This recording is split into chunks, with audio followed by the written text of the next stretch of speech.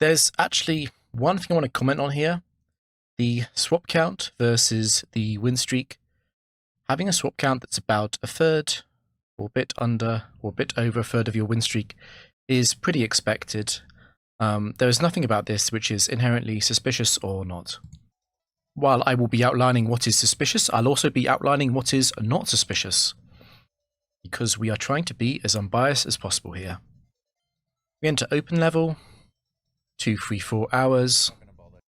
So it's very important here, the factory starts in about 2 seconds time. We'll talk about this in a second. No, it wasn't a speed run. It was a casual play. No type, high risk.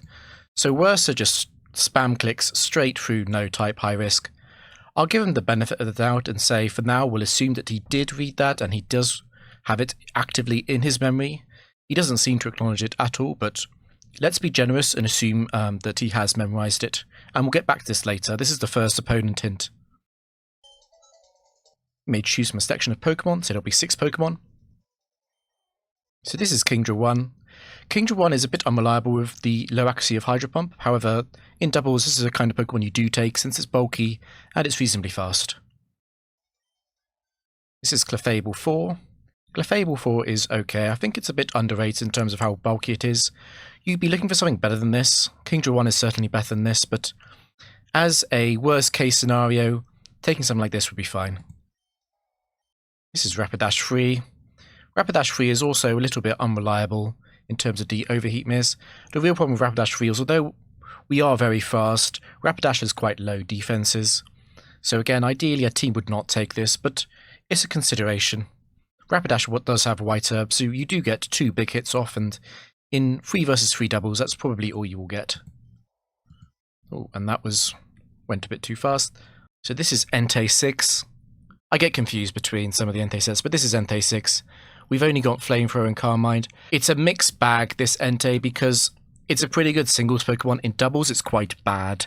There are a number of Pokemon that do basically either resist or are completely immune to the move Flamethrower.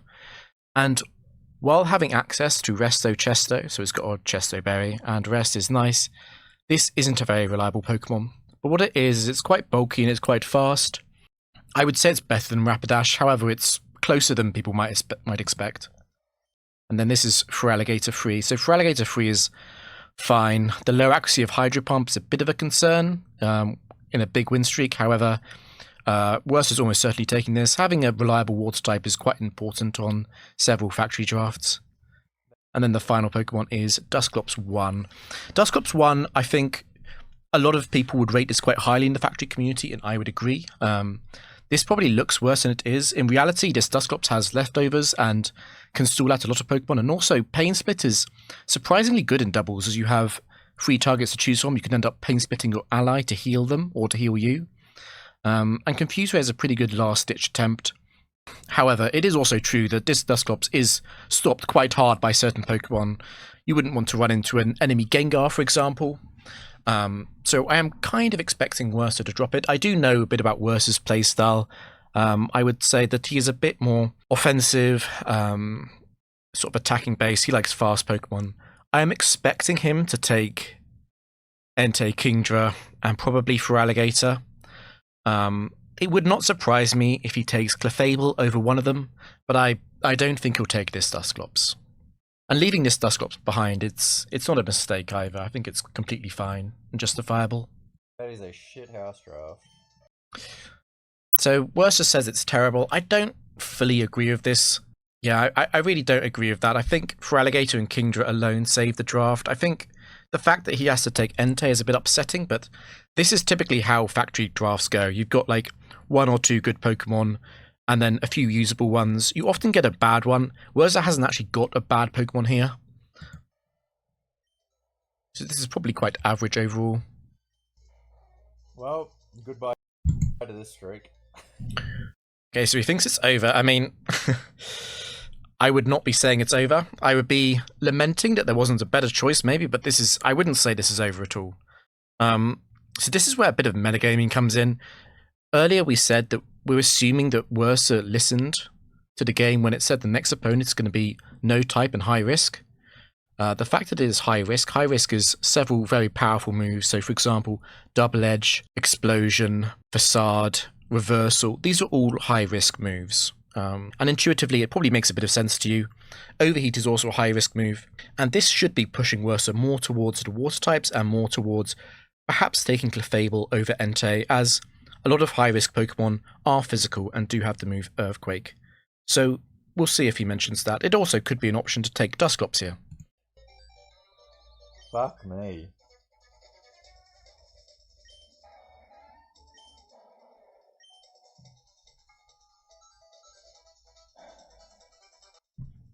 I also say I think it's a bit understandable. I think Werster is a bit unfamiliar with all the sets, and you've got to remember it is 2024, and several of these sets are not very prominent when in the speedrun streaks. Like, for example, this Entei 6, it's level 100 only. It can't appear in level 50, and it won't appear in level 50. Entei won't appear in level 50 before 42 anyway, so it's understandable that he might be a bit unfamiliar with some of these, but you know, he should still be able to make an educated guess. He's got to 147. He claims to have got to 147, so he should be comfortable with this kind of analysis.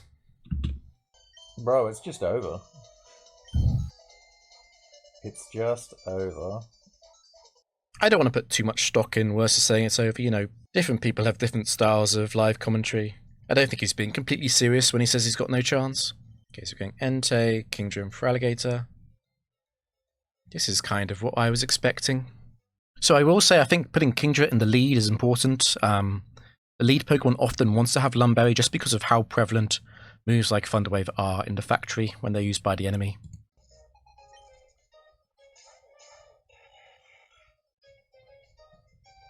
So the first enemy is sent out Articuno and Registeel. So because it's high risk, it's very likely that this is either a high risk Registeel, which is Registeel 3 with Explosion, or Registeel 5 with Focus Punch. And it's also very likely that this is a high risk Articuno, and that would be either something like Facade or something like Double Edge. It's very unlikely that neither of these Pokemon is high risk. So because of that analysis, I would expect a good player here to hit Registeel. We definitely want to try and deny both Focus Punch and Substitute. We also don't want to give certain Registeel turns to use moves like Double Team, and if we can get Registeel below 70% HP, the chance of that dramatically drops off. We also want to stop Registeel 1 from getting a complete setup here. If it does turn out to be Registeel 2 or Registeel 6, which are unlikely to do very much, we can simply leave them alone in that slot in the following turn once it's revealed. As for Articuno, the key insight here is that Articuno is just not much of a threat at all. Entei obviously resists Ice Beam, Kingdra has a Lumberry for the Ice Beam, and Feraligatr obviously also has a good matchup into Articuno because it has Rock Slide. So an endgame Articuno won't be a problem. I think it's up to Werster what he chooses to do here. However, I think a very good option here is to Dragon Breath the Articuno. This avoids having to risk the Hydro Pump miss, and also because after Dragon Breath hits Articuno, Flamethrower is very likely to KO it, and this will give us a chance to KO either Pokemon on the next turn. I think a good alternative to using Dragon Breath on Articuno is to simply use Hydro Pump on Registeel. But that's my analysis. Let's see what Werster says. Okay, that's not a bad pairing for the Entei. It's the Registeel with Earthquake. It'll Earthquake. It's quite unlikely to be an Earthquake Registeel set here though. I'm probably more scared of Registeel than I am Articuno, to be honest. Agreed. I'm just thinking whether I should Calm Mind, though. So Calm Mind is a very bad idea. We've got to think about the worst possible option. It is a long streak, and this is a good lead matchup. We don't want to squander this by doing some kind of high variance play that could get punished by something simple like a Thunder Wave. I would say it's much better to just get rid of Registeel. If he does go for Calm Mind, I really hope he also targets Registeel with Kingdra. I don't think I can kill the Registeel if I don't Calm Mind, so it's kind of like, I may as well. I think I should Calm Mind. That's a very... That's a very, very novice take. To not attack because you can set up. The advantages of attacking are numerous, so not only could Flamethrower crit Registeel, it could also burn it, and also the more damage that we can do to Registeel, the less Entei will be tied up in having to target it in the future. Got to remember that this Articuno might be the Double Team Substitute set, and therefore Entei might be needed to hit Articuno next turn. So what we do by using Calm Mind is essentially restrict our options for the following turn. That said, is Calm Mind an outrageous mistake? No, I don't think so. But I want to bring up something else here, which is the fact that Werster is clearly not thought at all about high risk here. And this is something I'll say about Werster's play in general. Werster completely ignores the phrasing here. This is just an outright mistake to ignore this part of the gameplay and ignore this part of the sec deduction. There is simply no reason to ignore this. Even if you don't want to do it in full, just having a vague idea at pushing you in the right direction can be massive. And Werster just never ever does this. It's an extremely novice move. And what should I do with Kingdra? Well, Articuno at speed. It's also very strange to choose Entei and Kingdra's move separately. This is doubles. You want to have a plan for the turn. You don't want to just click Calm Mind because you feel like it, and then after that decide what Kingdra's going to do. Really, you should have an idea of what Kingdra will be doing before you decide on Entei's move. How much speed do I have on these? 236, 206. They both run no speed. But Articuno is always slower than both of them. Only Articuno 1 can be faster. And Articuno 1 is not a threat. Speed, but I won't get the ones with speed. It's a very strange sentence. There's only one Articuno set that runs speed, and obviously Registeel is always slower.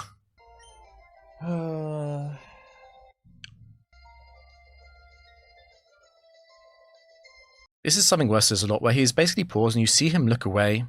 There'll be a 5 to 10 second gap, and then he'll say something about being faster or slower. I think. So if you're wondering what that is Werster just looking up the spreadsheet. There is no doubt in my mind at all about this. You either know that Articuno is base 90 speed and therefore has 178 speed at level 100 at 3 IVs, or you don't. This isn't something you'd have to take time to figure out, it's just something you would know. It's a simple matter of the base speed comparison, which Werster should know. But he does look it up, and Werster continuously does this, where he will pretend to play without resources, but it's very obvious when he plays on stream that he is using resources. That said, it doesn't mean that the streak is invalid or not, since using a spreadsheet is of course completely allowed. Right play is hit Registeel, so Entei can kill it next turn, and then Icy Wind if Articuno was faster. I think that's the right play. So there's really no reason to do this. Why are we risking the Hydro Pump miss on Registeel? If Hydro Pump does miss Registeel, we could suddenly actually be behind, and this is quite a serious risk to take at 147 wins in. Having said all that, this is also consistent with how Werster plays the game, so I'm not surprised to hear him say this. We'll see if Hydro Pump hits. Articuno could be using, like, Protect or some bullshit anyway. There is one Articuno set with Protect.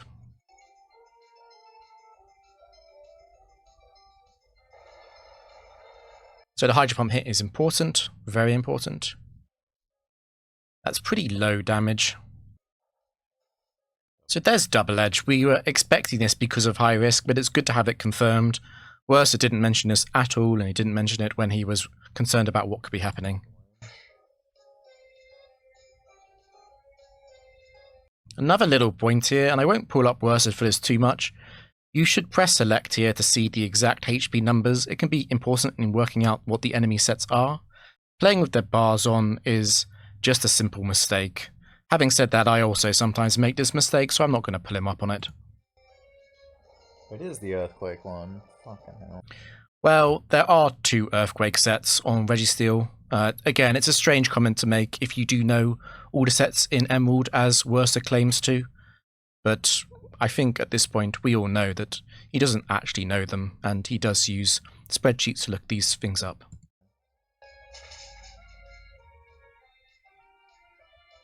So this is quite a lot of damage on Entei. It does heavily imply that this is going to be Registeel set 2. Registeel set 2 does have attack investment, while Registeel set 4 does not. And this is the major difference between the 2 Earthquaking sets. I'm not expecting Werster to comment on the difference because it seems like he believes there is only one Registeel set that has Earthquake. So on this following turn, the fact that this Registeel is probably Registeel set 2 means that it can have Bright Powder, and this means that Flamethrower could miss. On top of this, we know that this has to be either Articuno 4 or Articuno 5. And overall, there's quite a big reason to perhaps pivot and instead use Flamethrower on Articuno, since this Earthquake Registeel is not a big threat, and if we kill Articuno this turn, then Registeel will Earthquake its ally in the back, whatever its ally is. And we do know, because there was no type specialty, that its ally is not a flying type. It could be a Pokemon with Levitate, but very likely it's going to be a Pokemon that could be hit by Earthquake. This makes Flamethrower into the Articuno slot a very good idea. In the meantime, Kingdra can do almost whatever it wants. It really doesn't matter. So I'll definitely Flamethrower you. It's interesting that Werster doesn't seem to pick up on the risk of Bright Powder at all, but also not surprising. Steel's dead. Again, Registeel is not necessarily dead here. If we are going to operate under the assumption that Flamethrower kills Registeel, I am expecting Werster to then say we might as well Hydro Pump or Dragon Breath this slot. And again, because we are objectively ahead in this game, it makes a lot more sense to use the lower variance move of Dragon Breath. There's no real reason to use Hydro Pump here. The base special attack of Entei, Feraligatr, and Kingdra is definitely high enough to deal with almost anything that comes into this slot. So the only real way to lose this game would be to use moves that can miss like Hydro Pump. Really need to Icy Wind it though. Using Icy Wind on the Pokemon in the back is also a decent option, as that will almost certainly guarantee that Entei, Kingdra, and Feraligatr are faster than it. Because I'm faster. I could Blind Hydro Pump the other. Because the... Yeah, I'm just going to Blind Hydro the other. Again, it's not surprising to see Werster come to a conclusion like this. This is how Werster plays the game. It is consistent with how he plays during speedrunnings and so on. And this is also why Werster never got to a very high streak on stream, I think. So we see that Flamethrower does hit through Bright Powder. This is, in inverted commas, lucky. Obviously, it's a 90% chance it hits, but in the factory, to get this many wins in a row, you've really got to constantly be thinking about ways to lose rather than ways to win. It's just because the odds are stacked against you when it comes to maintaining such a massive win streak. In case it's some ground type that wants to Earthquake with Articuno. Again, if it was a ground type, we could just kill it next turn. There's no reason to use Hydro Pump this turn. It is actually Regirock, so that's huge. Obviously, Regirock is very, very likely to faint. The only Regirocks that really have a good chance of surviving Hydro Pump would be Regirock 3 and Regirock 6. However, because it's high risk, we know it's not going to be Regirock 3 because this Regirock must also be high risk, since Registeel was not. And because we know that Registeel was Bright Powder, we also know that Registeel 6 is impossible. So this must be Regirock 1, 2, 4, or 5, and they all faint to Hydro Pump. Yeah, well, I'm happy blind Hydro Pumping that's for sure. Werster not catching this at the time is completely understandable. It's not suspicious at all that he didn't comment on that. Although it is more evidence that he has no idea what high risk actually means. Articuno goes for Reflect, that's not surprising. This match is extremely over, and Werster does finally go for the more accurate move in Dragon Breath. So they got all legendaries, but I probably don't actually want any of them. So the one downside of killing Regirock like that also is that we don't have any information about what Regirock set it was, in case we did want to swap for it. Almost certainly I would say it would be a mistake to swap for it. I do agree with Werster in this sense, that the swap isn't really on. While they were legendary sets, none of them were very good. And you've got to remember that the enemies have 3 IV Pokemon, while we have 31 IV Pokemon from the draft. So once again, Werster just skips completely through all the hint text. I genuinely believe that Werster never ever looks at this and never takes it into account, which makes the 147 streak extremely surprising. Again, there are plenty of players, including me, who play without the use of additional resources. However, there are no players except Werster who seem to be completely ignoring the core mechanics of the game.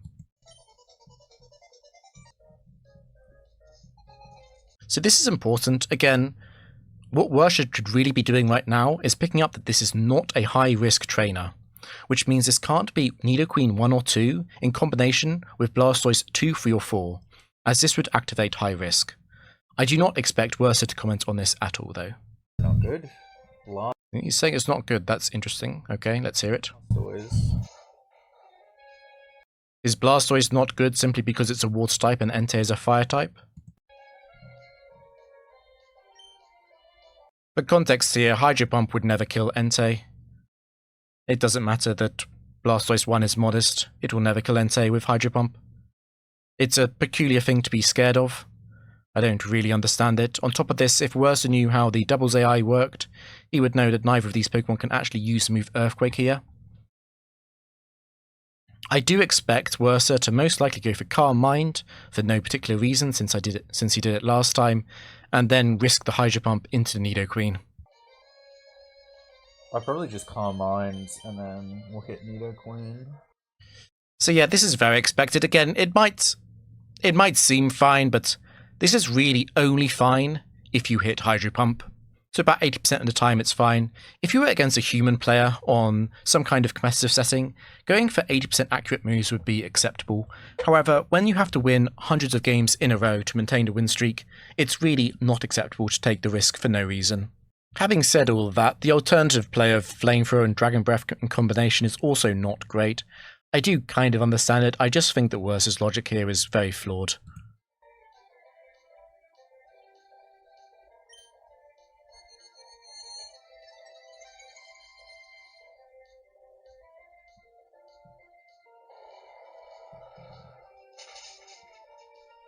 So obviously Nidoqueen will faint.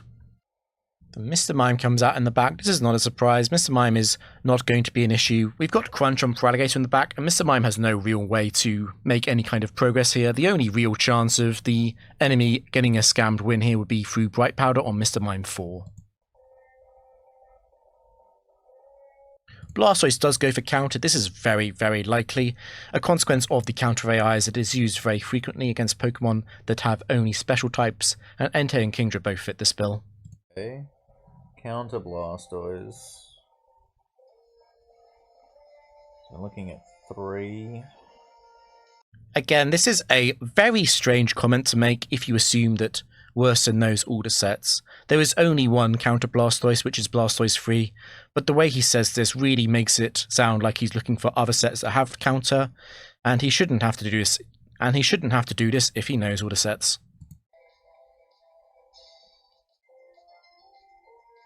In terms of what to do here, really it's very simple. You attack Mr. Mime because Blastoise is just going to keep using counter forever. Not really worried about Mime, but I'm more worried about Mime because I don't know which one it is yet. Just D-Breath it, I reckon. Dragon Breath and Flamethrower won't KO it, but I do prefer using the Dragon Breath because of the risk of Mr. Mime 4.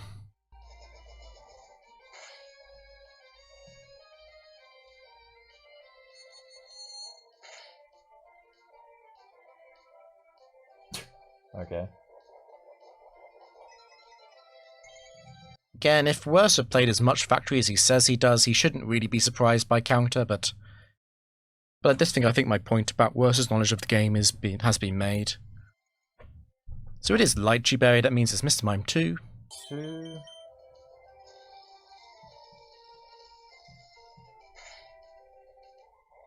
Yeah, I'm not really interested in any of these either. It's very difficult to improve your team, though. Because, like, the pokes that are going to be good are generally going to be better than what you've got. It's a strange sentence, but it's not suspicious, and everyone says silly things on commentary. So important in doubles, especially Gen 3 doubles.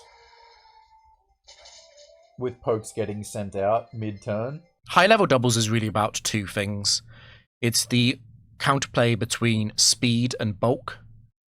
It doesn't matter how fast you are, if you are being constantly under threat of being OHKO'd by enemies, that is very, very limiting to how you can play.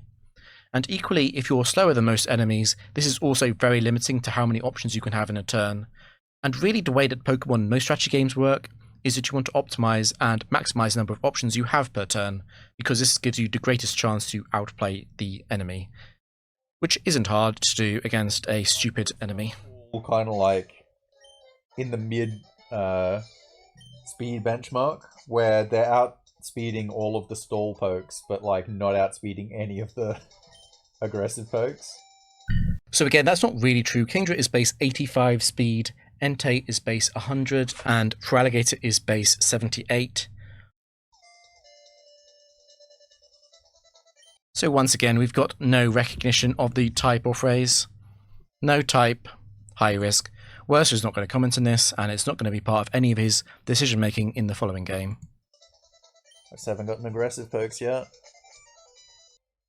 Okay, so this is very important. we got to remember what the phrase was. So no Sceptile sets. So Sceptile doesn't have any high risk sets at all. And that makes this Rapidash incredibly likely to be Rapidash 4, which is high risk on its own, or Rapidash 3, which is partial high risk. The chance of this Rapidash being Rapidash 1 or 2 is tiny, and that's very important because it dramatically lowers the chance of a move like Protect being used. And it also means that Overheat and Double Edge are much more likely. These are both going to outspeed me. I mean, I can one-hit them both. They can't one-hit me, though. Yeah, but that is true. However, if Rapidash uses Sunny Day, it does survive Hydro Pump. I do think removing Sceptile as fast as possible is very important. I will say that I think Hydro Pump would be a major mistake here. I think Icy Wind is much smarter, even though Rapidash does have a White Herb. I don't think there's any need to set up Calm Mind. It's just very surprising to me that he's not even considering the Icy Wind play. Icy Wind could even let you leave Sceptile alone. Once you Icy Wind Sceptile, Entei is going to be faster than it. So you could easily take this turn to use Calm Mind and Icy Wind respectively. I don't know why he's doing this. And it really feels like Werster's analysis starts and stops with I can KO this Pokemon or I can't KO this Pokemon. Don't really want to do anything else with Kingdra.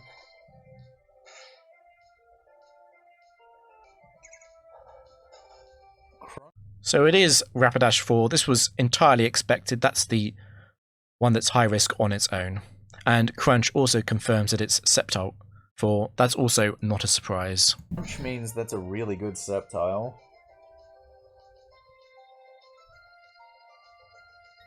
It's a tempting opportunity. So the Bright Powder miss was another thing I didn't really think about on the previous turn. That was yet another reason why Icy Wind was better than Hydro Pump. It's fucking Bright Powdered, man. It's just surprising to me that, like, as a good player, you proactively think about these things before they happen. You consider Bright Powder before the turn. You don't get Bright Powdered and then complain about it. This is just not how a good player plays the game. Oh yeah, 149.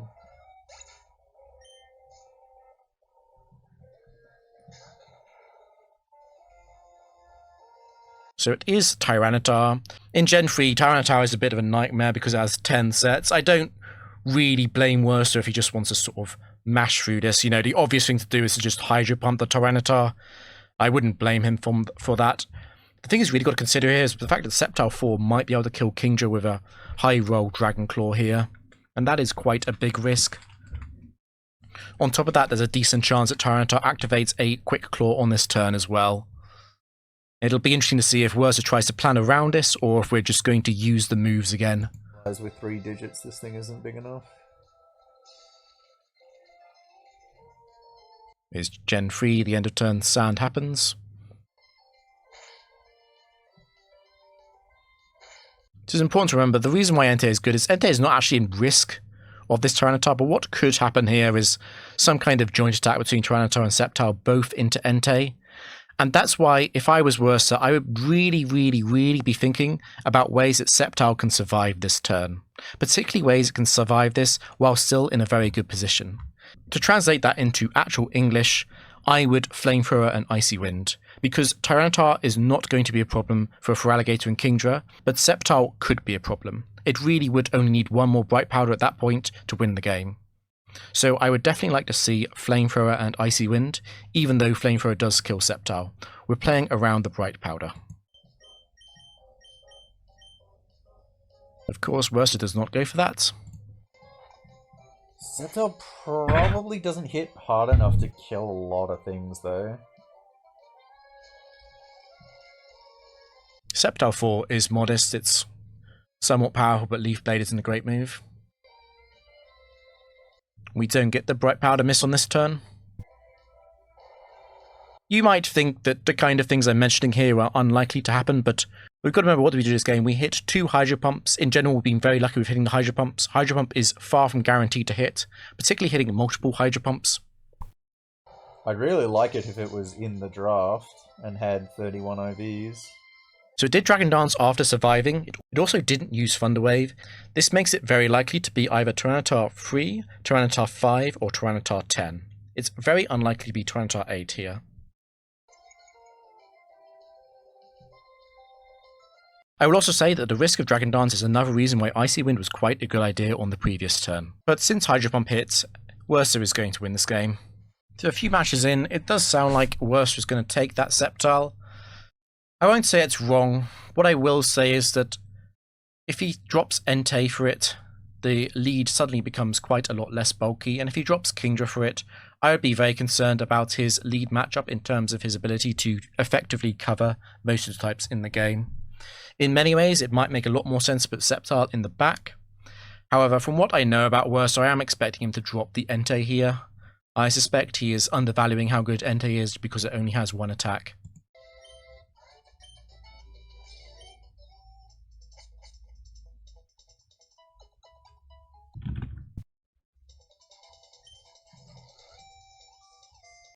No type. High risk again. Again, I don't think Werster even pays attention to this. 150. Certainly, it seems like he's distracted updating the streak counter.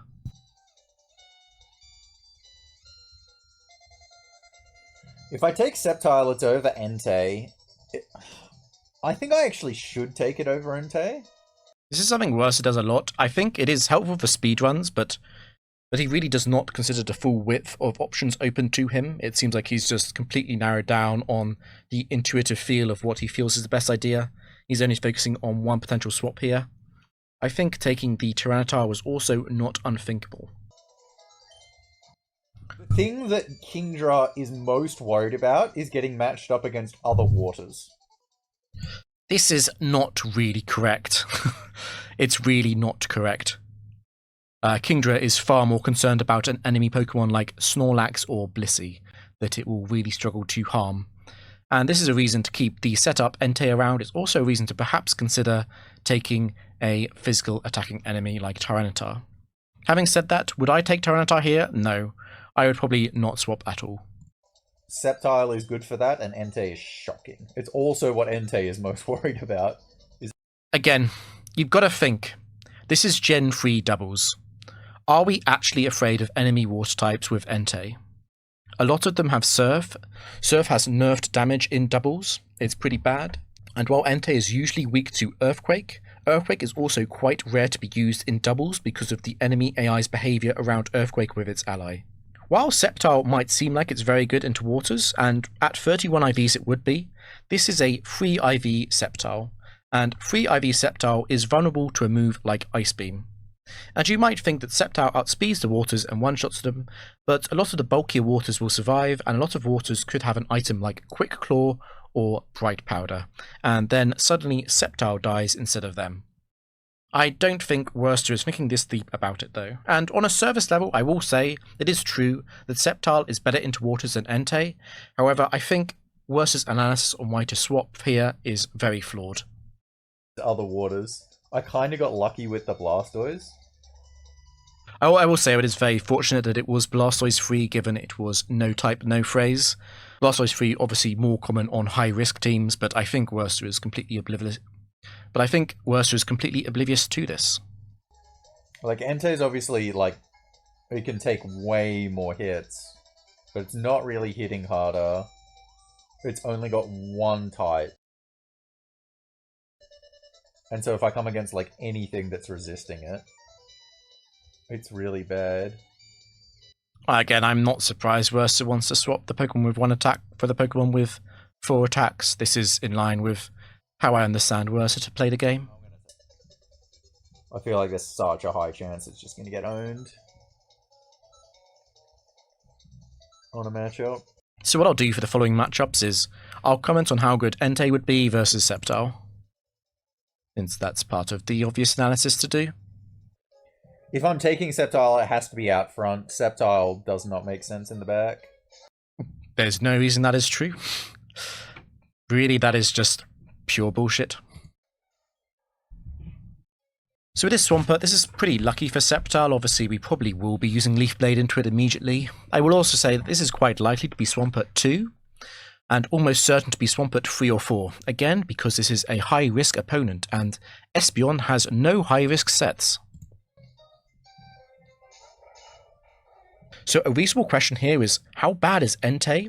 You might think Entei would be terrible due to the risk of Earthquake, but Swampert can't Earthquake against Entei. Entei won't faint to it, and therefore Swampert will want to avoid using Earthquake because it also hurts Espeon. Could Swampert use a move like Surf? While it could use a move like Surf, Surf really doesn't do much damage into Entei at all. So overall, Entei wouldn't be in much trouble here. On top of this, since Entei does hit harder than Sceptile, and Entei and Kingdra together can easily take out the Espeon without having to risk the Hydro Pump. At the same time, of course, Sceptile does have Crunch here. So a big question I'm thinking is, because this Swampert is incredibly likely to use either Counter, Mirror Coat, or Surf, all of which do basically nothing, is Werster going to be wise here and spot the obvious fact that the bigger target and bigger threat to his team is Espeon, and therefore he should be using Dragon Breath and Crunch, since that'll easily KO the enemy Espeon.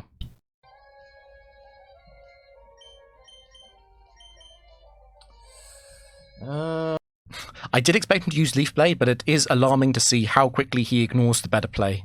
If he does want to do this, he should at least use Icy Wind so that he can outspeed the Espeon on the following turn. And again, we just need to hope that Icy Wind does not miss. What do I do to Espeon?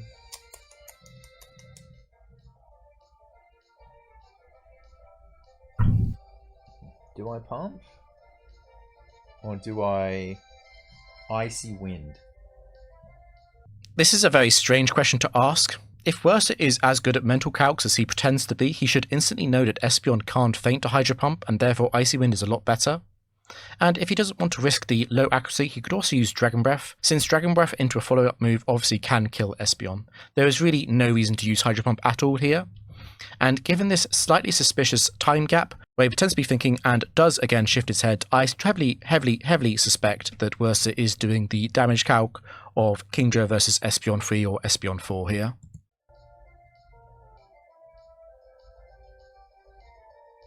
The pause here is about 5 to 10 seconds. This is about how long it takes to load up the damage calc and put the sets in. This is exactly how long Werster always takes when he pretends to think. Interesting call. It'd make Kingdra faster, but Sceptile's already faster.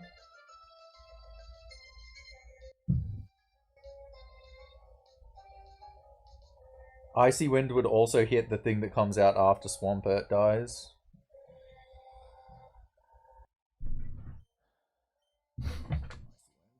It's interesting that he didn't go for Hydro Pump on the Pokemon in the back. That also could have been a very reasonable play, just hit them as hard as possible. He wanted to... I would not do this, but he did mention it in the first match. It's interesting that he's not mentioning it now.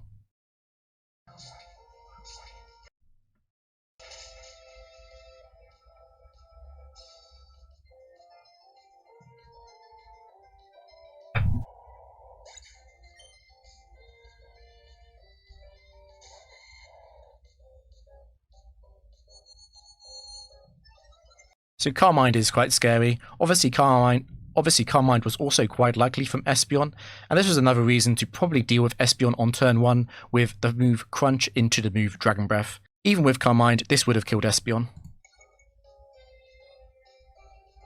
If he misses Icy Wind on Espeon here, he could be in a lot of trouble. But there's no punishment. It's not very likely that you get punished in any individual game, but overall, over the course of 150 games, it is very likely that you do get punished by some bad luck. Reptile is really bad for Venusaur. This is a pretty tough position. Let's see what Werster says first. Again, we've got to remember this is a high-risk opponent, and therefore, because it's not completely certain it was Swampert 2, it's quite likely this is a high-risk Venusaur, and high-risk Venusaur would be Venusaur 3, which does have the move Sludge Bomb, and can obviously kill Sceptile.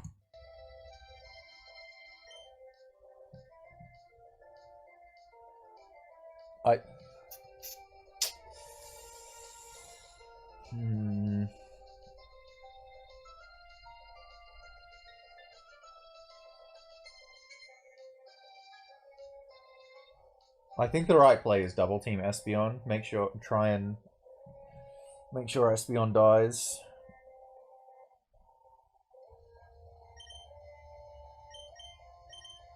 Leaving Espeon alive would obviously be very stupid. Espeon can also one-shot Sceptile, and what we really don't want to have happen here is Espeon kills Sceptile, and on the same turn, Feraligatr gets sent out and hit by Sludge Bomb. That could end very badly if Feraligatr does get crit, and because Venusaur 3 is Scope Lens, this is quite a lot more likely than it might sound. The real question here would be to use Hydro Pump or Dragon Breath on Espeon, but unfortunately because Werster went for some... But unfortunately, because we attacked Swampert on turn 1, even though Swampert was likely to do absolutely nothing back to us in terms of damage, we cannot kill Espeon unless we hit Hydro Pump here. So once again, we have to risk this 20% miss.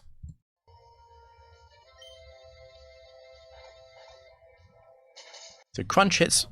It's quite scary.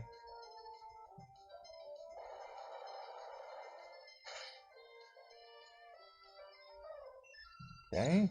So again, we don't get a miss. Werster has been quite lucky this round. It might not seem like it, since Werster's not got any super important crits, but the combination of not missing any of these really important moves stacks up to a reasonably low number. It would be much lower than people would expect. You couldn't play 150 games like this and get anywhere close to this kind of win streak. Sludge Bomb. Well, you're dead.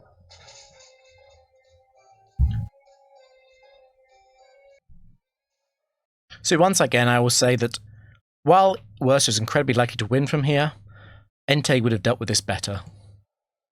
It's funny to say that even though Swampert came out, but Entei would have been better for this match than Sceptile. Now, what's really important here is to not use any kind of inaccurate move and to not use Earthquake, since we can crit our own Kingdra with Earthquake. So instead, the correct move is definitely Dragon Breath and Crunch, and that'll easily deal with this Venusaur. Venusaur cannot crit its way through our team fast enough.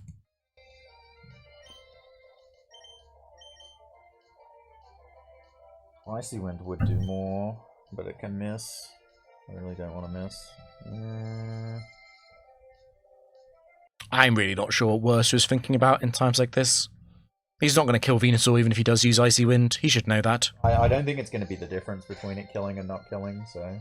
Yeah, I agree on that.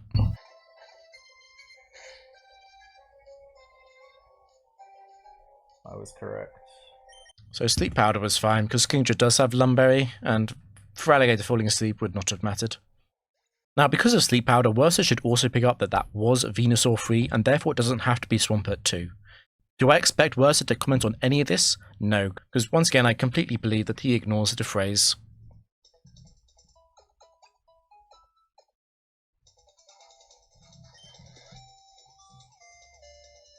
Skilled in... So in the Gen 3 level 100 factory, flying is a very scary type spec. This is obviously all of the birds, Salamence, Dragonite, and also a large number of quite awkward enemies such as Skarmory. Flying. Okay, so what did they have? Venusaur, Swampert. Again, he mentions flying, but he completely ignores the phrase here. The phrase here is exceptionally important in terms of it being a Pokemon like Salamence, or indeed a Pokemon like Dragonite. The phrase will tell us a lot about what sets are or aren't possible, but Werster just completely ignores this. He doesn't even pretend to play the game. The Espeon had Calm Mind. So something that Werster does not seem to pick up on is the damage difference between Espeon 1 versus Espeon 3 and Espeon 4. If he'd been playing the game properly, he would have picked up on this and would have been able to work out which one of these sets it was, since they have subtly different bulk. But if we are to believe that Werster really plays this much without a damage calculator, he should be very comfortable in figuring out which one it is.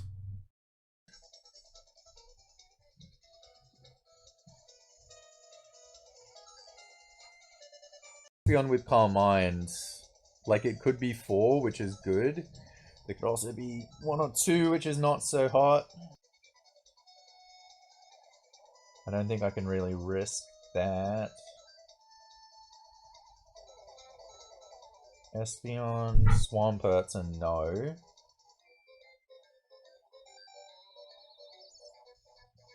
I am kind of surprised that Werster is not dropping Feraligatr for Espeon here, but given that he's clueless about which one it is, I guess it makes more sense. I think I've got to stick with what I've got.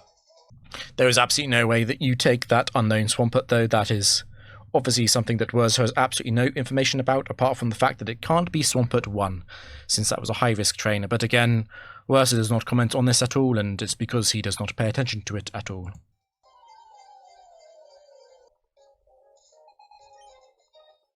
So really important thing here is that this is not a high-risk enemy. and therefore it's very unlikely this is Charizard 4, and if it is Charizard 4, it would exclude all of the double-edged Salamence sets. It would also exclude something like Facade Salamence. In general, we can make quite a lot of deductions about this. We also know that it could be almost any Pokemon in the back, except for a mono Fire type or a mono Dragon type.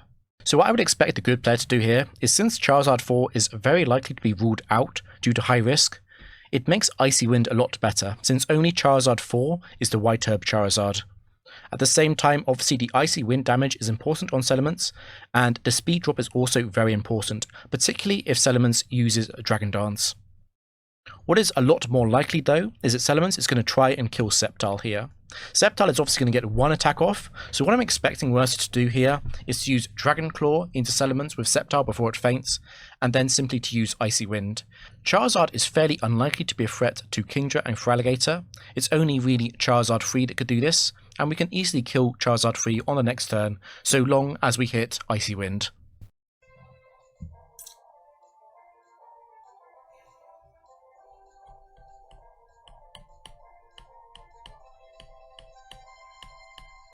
Taking time in a situation like this is worth it, since there are roughly 32 combinations of enemy Pokemon.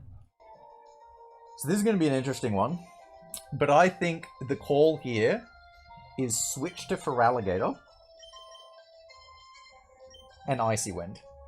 Doing this is okay, but if you do this, you should really expect Feraligatr to faint on the following turn. It sounds like Werster, by doing this, is preparing to use Hydro Pump on the following turn, which is going to be very, very risky. I think letting Sceptile faint is actually less risky than that. Because it's very likely they're going to target Sceptile, but Sceptile can't kill any of them.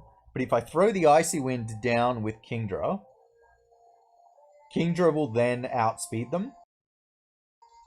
Kingdra can kill something, and whatever, even if Feraligatr dies, it can then kill something. The way this won't work is if it just so happens that this ends up being Dragon Claw Charizard and Dragon Claw Salamence. That's quite likely when it's not high risk. It's really quite likely. They go for the Kingdra. Oh, but Dragon Claw Charizard cannot go for Kingdra because Dragon Claw does not kill Kingdra from Charizard. I've got no idea why Werster is saying that. That is a bizarre miss. Okay. Then this is going to make me look very silly.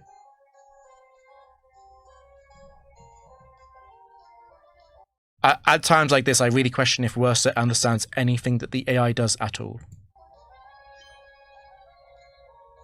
The switch Icy Wind play is fine, it's just quite risky.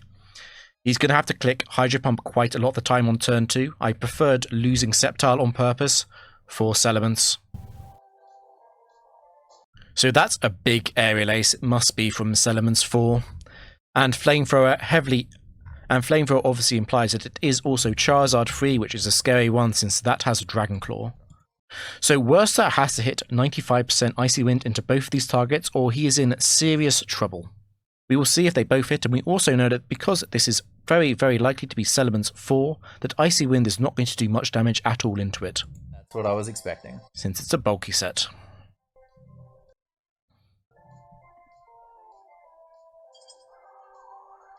So again, there's been so many chances where Werster could have got unlucky in this round.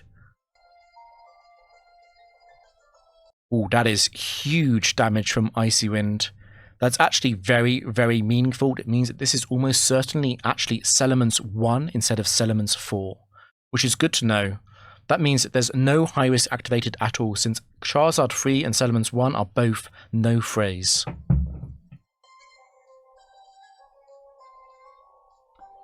And there we get the miss. So inevitably, when you play the game, this is going to happen. You will get something like a 5% miss, and you cannot complain about it when it happens. It is far too common, even if you just want a streak of something like 60 or 70. Charizard avoided the attack. So this is quite bad, but it's not actually going to be game over yet. Something Werster could seriously consider doing is switching Feraligatr back into Sceptile, since it's very likely that Salamence 1 would use Dragon Claw on Feraligatr if it did choose to attack it, and that obviously Charizard is not going to use Flamethrower into Feraligatr, and Sceptile does survive a Dragon Claw from both enemies. I don't think it's very likely that Werster is even going to consider this though. Instead, what I'm expecting him to do is simply to stay in, click Icy Wind, hope that it hits, and then also follow up with most likely Rock Slide, since Rock Slide is more accurate than Hydro Pump. Okay, the fact that it used Flamethrower means that I know it's Charizard 3 though. Charizard 3 cannot kill for Alligator. He says this as if one of the other Charizards can kill for Alligator, but none of them can. They would all need an assistance from Salamence, or they would need to crit it.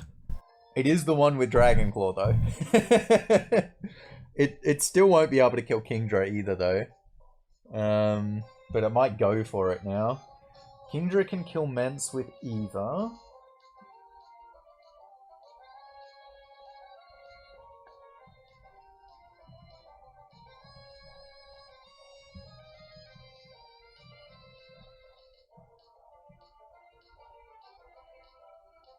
So as added context here, this is a King's Rock Salamence. However, the King's Rock Salamence is now slower. Wind again. Oh, wait, no. I'm going for Zard. Zard will die. So no, it doesn't matter. So no, I should Dragon Breath Salamence to make sure I hit it. So presumably that means he will go for the less accurate Hydro Pump into Charizard, instead of just giving the safe Rock Slide damage off. That's an interesting decision to make. Because for Alligator will kill Charizard. As long as it hits Hydro Pump. I'm just astonished by the willingness that Werster is willing to hang the entire streak on using Hydro Pump back to back to back to back in multiple games. At the start of this analysis, I said that Kingdra 1 was fine, but when I said Kingdra 1 is fine, I meant it in the sense that you don't have to use Hydro Pump that much. Using Kingdra 1 like this does make it much, much worse, and I slightly understand why Werster was so pessimistic now, I guess. Oh, but there's more chance of Hydro Pump missing than Icy Wind missing. Because Rock Slide won't kill it, because it'll do doubles, because it'll hit the next one as well. Rock Slide could kill Charizard alongside Icy Wind. I'm guessing that Werster didn't calc that, but it's somewhat obvious. Even the reduced power from Rock Slide, it would be sometimes enough. It's okay. I shoot Icy Wind then. Again, you've got to think, what if Feraligatr misses Hydro Pump here? You've still got Charizard on the field. Another Pokemon comes in here. It's easy to imagine this going badly, badly wrong, right? Why don't we just do consistent damage into it? In some ways, you could probably criticize the choice of Rock Slide. You could probably say that we just use Crunch into this Charizard slot. Another pretty good idea is to use Crunch into the Salamence slot. However, the obvious counter to that is the fact that Rock Slide would hit this slot anyway. If that crits, he's in big trouble. Okay. So many small chances to win that all... So many small chances to lose that all add up and are quite meaningful.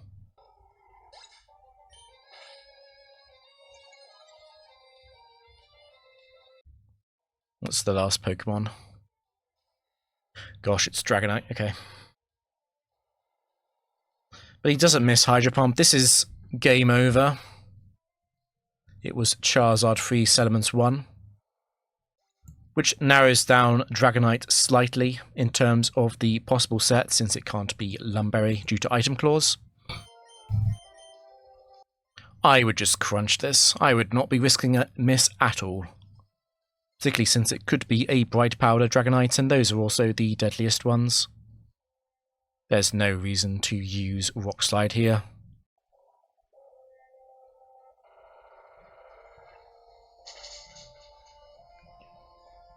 So he should be able to pick up a little bit about that Dragonite from the damage, but I don't expect he'll make a comment on it. Obviously, the no bulk Dragonites would never take so little from Icy Wind.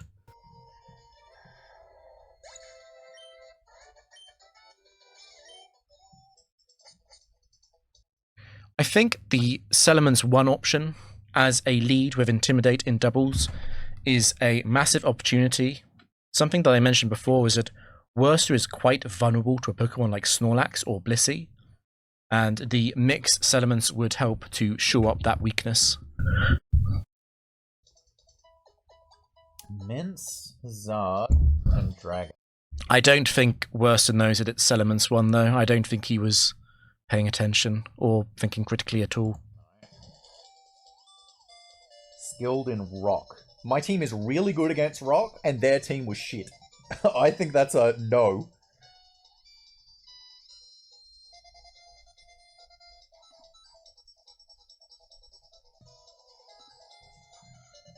Rock. How good is Rock, really? Think about it a bit. Tyranitar is scary. Tyranitar can live a Hydro Pump. Regirock is scary. It can explode. You've got to think that into most of these rock types that you're confident into, you're actually only confident so long as you hit a Hydro Pump. And if I was at 152 wins, I would be very, very concerned about missing Hydro Pump myself. Means... So, it could be Cradilly, Armaldo, Aerodactyl. Aerodactyl 2 would be very scary.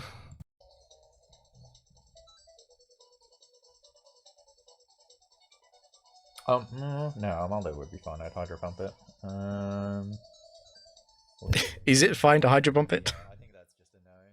So it's not high risk rock, which dramatically changes the chance of explosion rock types. Zard 3 is good. Salamence I don't know enough about, and the Dragon I don't know nothing about. The Salamence had Aerial, which it's like, that could be the great Salamence, which, to be fair, is actually better in singles than doubles. But it could also be Salamence 1, which is like, eh. Interesting. He thinks Salamence 4 is better than Salamence 1.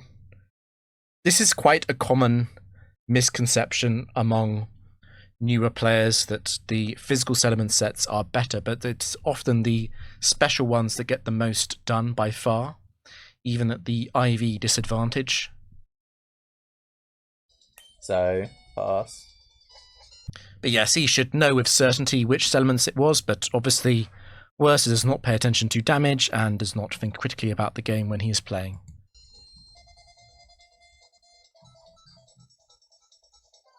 So yeah, we already know that Werster loses at 212, and therefore I'm expecting him to hit the Hydro Pump coming up. He has hit almost every Hydro Pump, I believe. I don't think he's missed one. So it's Aggron, but it's not a high-risk Aggron, which means that it's very unlikely to be Aggron 2 or 4, since we know there's another rock type in the back, and rock types are almost always threatening high risk. For a similar reason, it's also quite unlikely this is Umbreon 2, which is the double-edge curse double-team Umbreon with leftovers.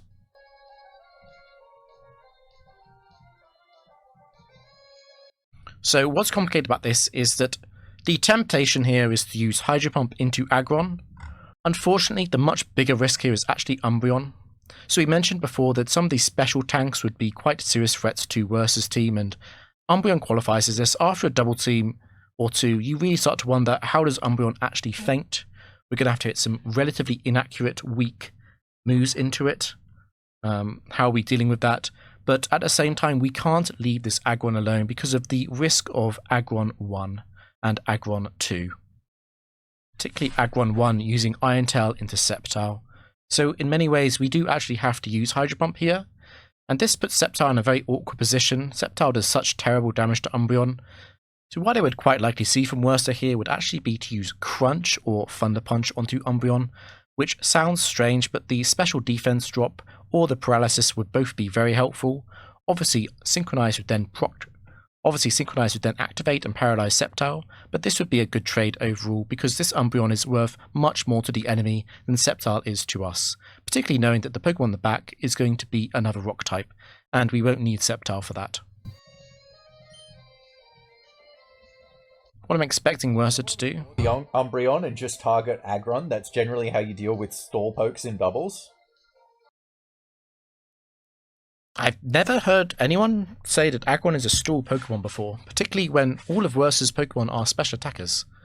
You could justify using Leaf Blade on Aggron for the chance you crit. There's a 1 in 8 chance you crit Leaf Blade, and then you can hit Hydro Pump into the Rock Pokemon in the back. That's not a terrible idea. And wait until you can just, like, 3v1 the stall poke. The thing is, with... Oh, he's talking about Umbreon. Umbreon is a stall Pokemon. Okay, but Sceptile's attack is pointless into Aggron unless it crits. Hitting Aggron is just pointless. Because it's not going to die, and... The upside of hitting... Actually, I am wrong. And actually, let's revise that. If Hydro Pump misses Aggron, then Leaf Blade can kill it next turn after using Leaf Blade this turn. So I'd actually would use Leaf Blade into Aggron. I think it's much better. The fact that Sceptile does like no damage into Umbreon is quite significant here. I would use Leaf Blade into Aggron. The upside of critting and the upside of it being much better if Hydro Pump misses. But the way that Werster plays this game is that he always assumes that the low accuracy attacks will hit. Obviously, this is good for speedrunning because you just go YOLO and it doesn't matter if you lose loads of time. But to play like this at 152 is kind of shocking. Another quite serious consideration here is that you actually don't use Hydro Pump on Aggron, and you instead use Attract with Kingdra into Umbreon to prevent the setup.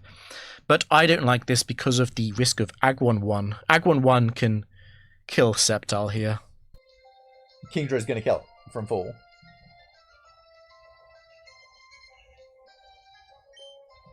So I should Leaf Blade Umbreon for this turn. This is just incredibly basic analysis. It's just so flawed. Double Edge, alright. Quick Claw Double Edge. He is very, very lucky. This is actually a high-risk Aggron. It means a huge amount of information for what's in the back. We'll find out in a second if this Aggron is Rockhead or Sturdy in terms of its ability. But the fact that Aggron chose to target Kingdra instead of Sceptile is huge.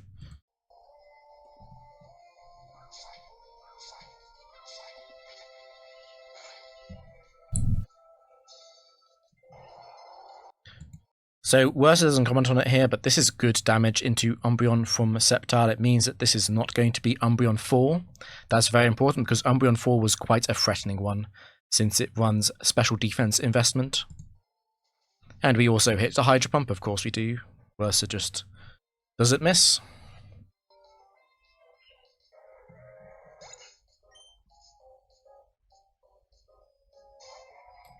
So it's Credilli last. This was not surprising since it was a non-high risk rock type. This can't be Credilli 4, therefore it can't be the Giga Drain Mirror Coat set, which is quite important because we would have been a little bit worried about those showing up. Cradilli and And it's Shadow Ball Umbreon. We actually know then that this is Umbreon 3. Umbreon. Man. So Umbreon 3 is not the stall set. Okay, So Umbreon 3 is no longer a threat here at all. He should not be scared of it. The bigger threat is probably Credilli getting... The bigger threat here is probably Credilli getting multiple Ancient Power boosts or something. The Swagger Psycup Umbreon, which isn't too threatening.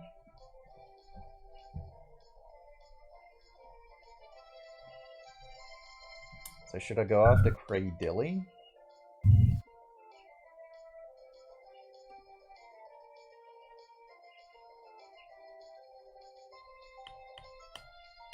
Or should I go after Umbreon?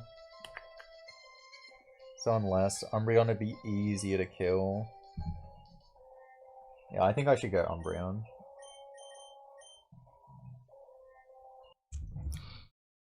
When you have a position like this and you wonder, which one of the enemies do I KO first? I would often think about what's in the back. Feraligatr is never going to lose to Umbreon 3. The Swagger Psycup Umbreon actually can never use Swagger. Werster should know this. And Credilli, on the other hand, it could crit something like Solar Beam or Giga Drain into Feraligatr and cause some problems. I would definitely kill Credilli before Umbreon here, but it doesn't surprise me that Werster was going for the Umbreon.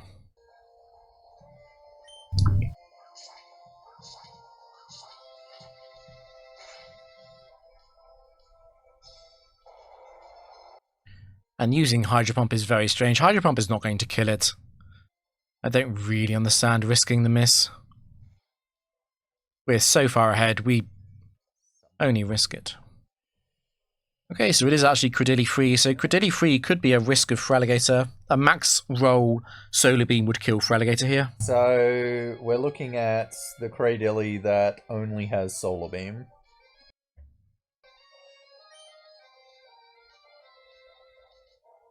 It's quite a serious consideration to use Attract with Kingdra. It goes through the substitute instead of using Icy Wind. Icy Wind in general is just a mistake. The Dragon Breath would break the Credilli sub here. There is no reason to use Icy Wind. Just pointlessly risking a 5% miss.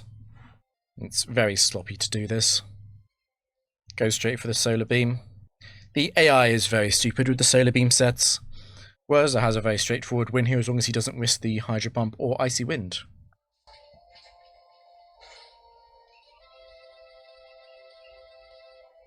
It's obviously a crit. Dragon Breath would also have killed off the crit, but without risking a 5% miss. But this is just how Werster plays. He plays as if nothing is at risk. Okay, so Aggron and two that I would never consider. And I'm not really going to consider Aggron either. Oh, I actually missed it. So, no type, high risk. High risk is always important to take note of. High risk versus no phrase.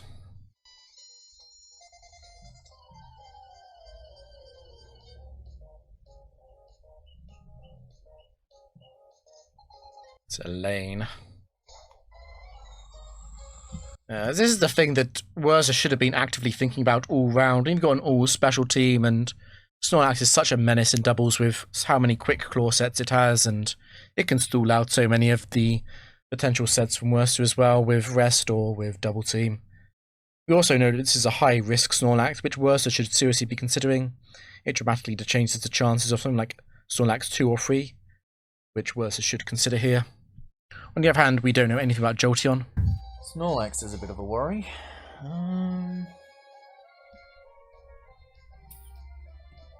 There's multiple ways to approach this. One approach would be you just KO Jolteon.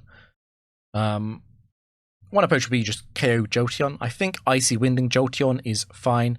Unfortunately, Snorlax is by far the bigger problem. But really, Werster has not got much good damage into Snorlax that is not Hydro Pump. I think this is going to have to be a Hydro Pump risk, therefore. What I would sign off on is Leaf Blade into Jolteon, hoping for a crit, and then Hydro Pump into Snorlax. It's quite likely that Sceptile gets paralyzed here. If that happens, I think you have to accept it. But I don't think you can leave Snorlax alone at high HP. Another big risk here would be Belly Drum Snorlax. That's pretty unlikely given its high risk, but you have to consider the possibility.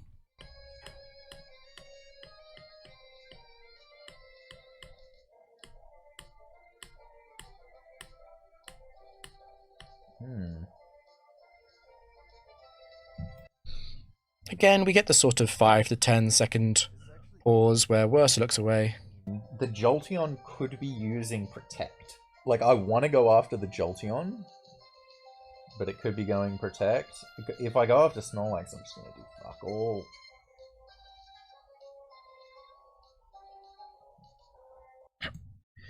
I would not say fuck all. I would say that if Hydro Pump and Leaf Blade both hit Snorlax, Snorlax will be down in the low orange, perhaps red. Only the very bulky Snorlax would not take much, and even the bulkiest Snorlax sets would still get 2-shot over 2 turns by Hydro Pump Leaf Blade combinations, as long as the Hydro Pumps both hit. So 4 attacks into Snorlax is going to kill it, almost no matter what. The biggest risk would be, what if Snorlax kills Sceptile? And if that happens, you are in a bit of trouble. And Jolteon just does, like, too much with Thunderbolt if I just leave it there. Not against these two, but if Jolteon 1 would do serious damage to Feraligatr, it could probably knock it out. Kingdra can take 2 Thunderbolts.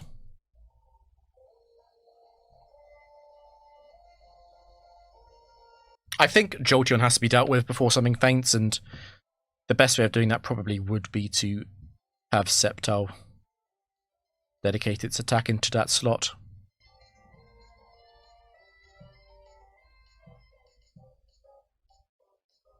This is a tough turn, though. I would not say that there is an obviously correct play. It's very complex, and the fact that it's high risk also heavily smudges this, but I don't think Werster's going to think about that at all. It's actually dangerous, eh? I've got to kill the Jolteon though, especially like if they get a kill off and I've still got Feraligatr when Jolteon's there. It's really bad. Hope it's not using Protect, I guess. Wow, he's going to double it. He's not even going to Icy when he's just going to Hydro Pump. Again, this is another scenario where you just need to hit the Icy Wind. There's no reason to use Hydro Pump here. You can kill it the following turn. It's... Even if you want to double it, you could go Dragon Breath and Leaf Blade. There's a massive risk that this Snorlax uses something like Curse now. Snorlax Quick Claw on Sceptile or something like Mega Kick would be probably game over. Probably is about a 20% chance. No? Okay. I'm not using Protect, but I'm faster than it, which means it's the defensive one. Again, there are two defensive Jolteons. I'm not sure why Werster says one. Jolteon 2 and 3 are both slower than Sceptile. But this is obviously Jolteon 3 since we just saw it use Agility. He hits both moves. That's pretty lucky. Okay. 0 important Hydro Pump misses on this round.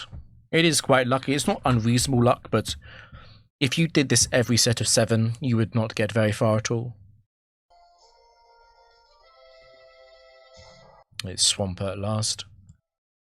Snorlax is incredibly likely to kill Sceptile here. High risk Snorlax. It is possible that this is Swampert 2, and therefore it's not high risk Snorlax. However, the chance of high risk Snorlax is obviously extremely high. Okay. That's incredibly lucky again. Incredibly lucky. It obviously has to be Snorlax 6. And this should be game over. I think you do deal with Swampert before Snorlax, just so it's a 3 versus 1. Snorlax 6 is not going to win the game. It doesn't have a Quick Claw.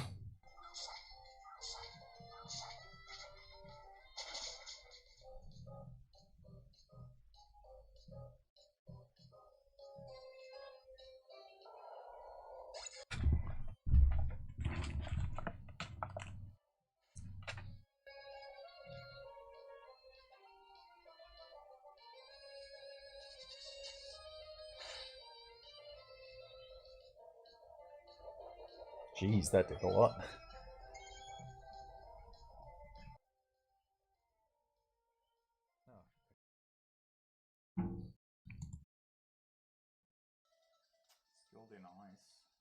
So Ice, no Phrase. No Phrase on Ice is also very important. This is Element 7, it's an incredible set. Fearow 1 is terrible. Arcanine 4 is really good, especially if it's Intimidate. Espeon 2 is pretty bad. It has the wrong investment in terms of its EVs. Lantern 3 is also quite bad. And Quagsire 4 is decent. I would be taking Salamence, Arcanine, Quagsire, but if I know Werster, he'll take the Espeon. Why is Quagsire so good? Because this is Generation 3. There's only one good grass type in the factory, and it's Sceptile. Who deals with Sceptile very well? Probably Pokemon like Salamence and Arcanine.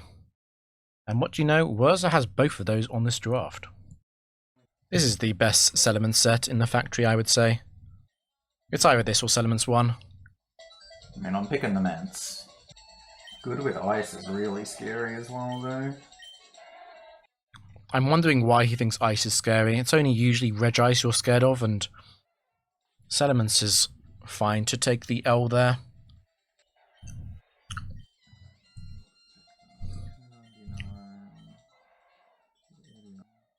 I don't know why he looks at the speed. Like, does Werster not know that Espeon is 110 base and Salamence is 100 and Arcanine is like doesn't he know this?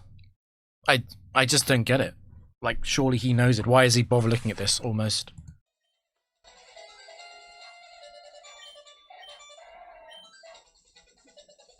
Low speed is just so bad for doubles. Quagsire makes up for low speed by being incredibly bulky. You do not have to switch Quagsire out of fear very often. You probably want to put Quagsire on the back as extra Intimidate protection, since Arcanine is obviously White Herb, and it doesn't matter if Arcanine gets intimidated in the front. Yeah, Werster really hates slow Pokemon. I am expecting. Quicker, I'm probably going to pass on the Quagsire. So I go Espeon? Like, Espeon 2 is bad. It's not a regular Espeon. It does not have special attack. Espeon 2 is not good.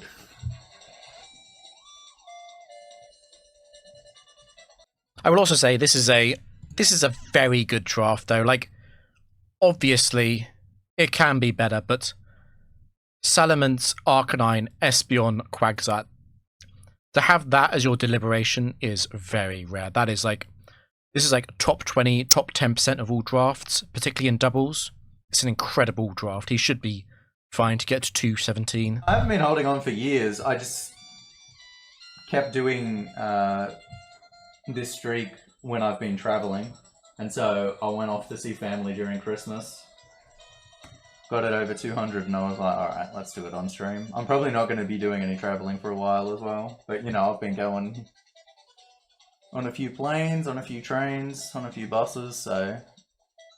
Yeah, so Werster put this a lot in his various descriptions over streams that he plays on holiday. We now know that he was playing very limited while on holiday. We know the exact time gaps of all of his streams, and the vast, vast, vast majority of this run was done just between live streams on consecutive days.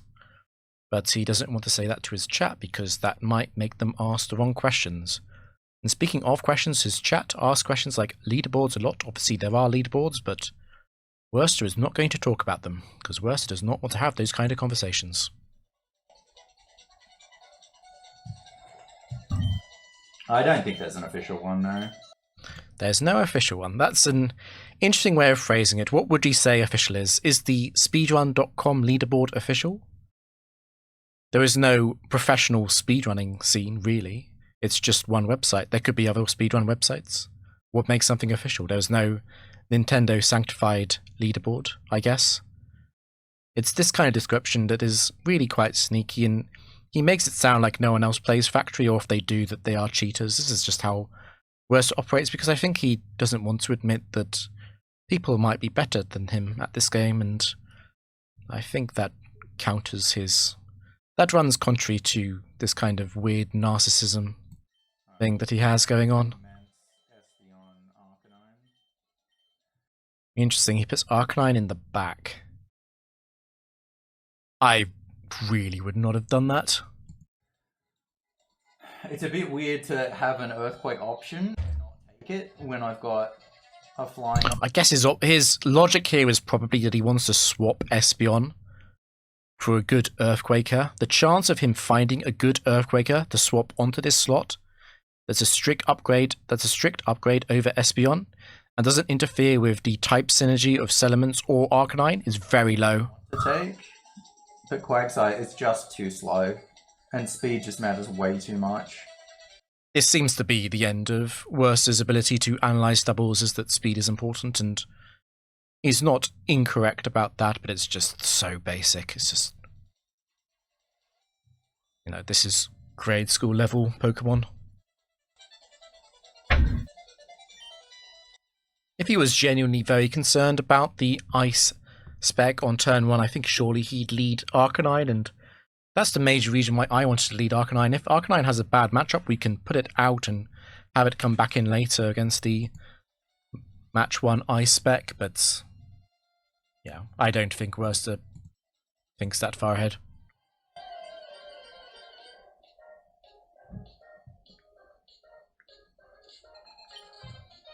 So Metagross is another reason to put the Arcanine up front, but, you know, it's very hindsighty to say that. Obviously, I think this Glalie is going to feint to the Flamethrower. I don't think there's any way we can let Glalie stay alive here. Leaving Metagross alive is also quite scary because of the risk of explosion, but because this is not a high-risk Metagross, explosion is quite unlikely, but I don't think Werster's going to pick up on this. The big risk of leaving Metagross alive is probably a double team. Okay, so there's a few problems here. Let's hear them. The one thing I really don't like doing is switching Settlements into Arcanine. Glalie obviously is going to be able to kill Mence. I could double target it and kill it. He doesn't need to double target Glalie 2 or 3. It's only 1 and 4 where that might be necessary. It's a little bit risky if it ends up being Glalie 1 and using Protect. Glalie 1 can never use Protect here because it obviously kills Settlements. Again, this is just the most basic AI knowledge you can possibly have about this game. So, can we target Metagross here? I think targeting Metagross is fine. I'm just very concerned about the potential of a Quick Claw or a Bright Powder. I will say, I think if I was in this position, I've changed my mind just slightly on thinking about this a little bit more. I think I would actually double target Metagross with Flamethrower and Shadow Ball. There's a risk that Metagross 5 could survive that, but it's very unlikely to be Metagross 5. And if it's Metagross 1 or 2, I think that's a good outcome overall, since Metagross 1 and 2 are very unlikely to kill Espeon this turn. Espeon can do fuck all to Metagross, but I do have It's not really true. The follow-up on Shadow Ball is very important. So the average damage that Salamence does into Metagross is pretty much slap on 100% for the no-bulk ones. And for the bulky ones, we're looking at about a 10 to 15 to 20% reduction in power. And that's exactly the kind of damage that Espeon's going to do. Espeon does like perfect follow-up damage here. And this is really why I believe that Werster does not actually play without a damaged calc. I think it's very obvious that he might change his mind if he goes silent for about 5 to 10 seconds and then suddenly says that he's going to double target Metagross. That's what he's obviously done. Arcanine. I think it's better double targeting Glalie than it is. Like, another option would be switch Mence out to Arcanine, because Glalie Switching Metagross would be a horrible, horrible option. is going to get targeted. Oh, sorry. Salamence is going to get targeted by Glalie. Like, you've got to think, optimistically, we bring Arcanine in this slot. And we get hit by an Ice Beam. And Arcanine doesn't get frozen or crit. And I guess in the meantime, like, he wants to Psychic Glalie or something. Metagross Meteor mashing Espeon, and then Arcanine killing Metagross or Glalie, but presumably Metagross. This is not a good trade. The enemy losing Metagross and us losing Espeon, this is not a good trade for us. Because we've got an Arcanine and a Salamence left against 2 Ice types, and one of these Ice types could easily cheese the game from here. They're obviously going to be using things like Ice Beam. Arcanine's ability to win a 1v2 is decent, but we've got to remember we'd be hitting overheats at minimum in this position.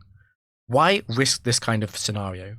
We could just get much further ahead by removing Metagross. We lose Salamence. Then it's Arcanine here, Espeon here, Glalie here, and another Ice type here. What is a better scenario to have? Do we want to have Salamence or Espeon for the final Ice type, basically? I think the answer is obvious. It's just very basic planning for doubles. So the last one's going to be Ice as well. Unfortunately, it's probably going to be a Water Ice.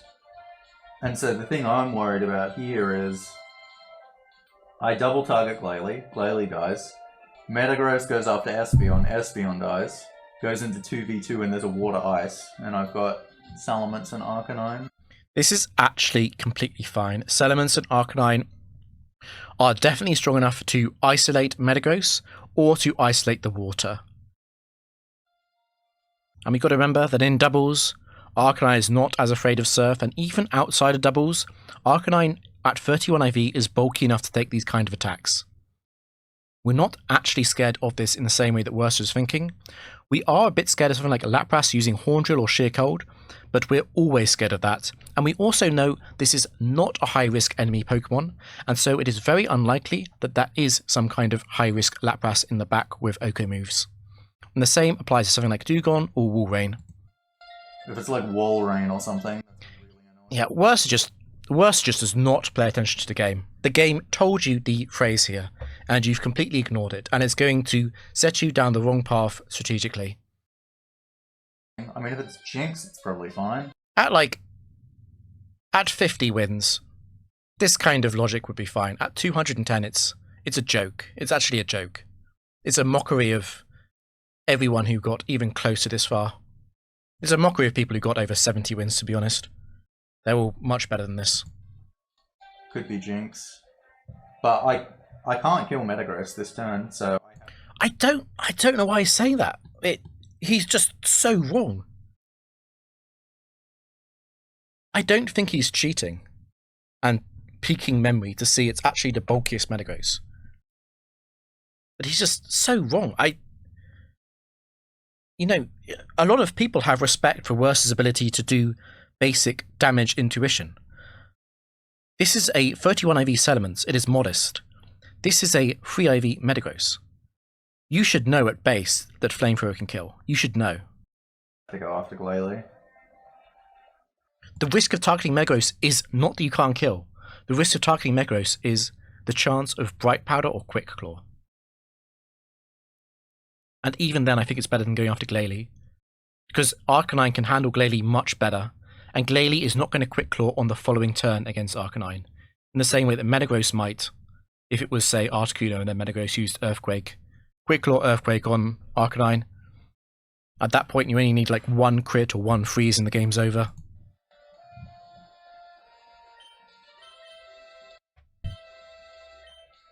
Okay, we're double targeting. So there's a good chance that the Psychic here is pointless. A very good chance. We'll see how much damage it does. So we do about 55% damage, maybe about 60. It's quite likely it is Glalie 1 or 4. So in that case, the double up did matter, but the question is still, what is this Metagross set? Like, what is it? It's more likely to be a high-risk Metagross now.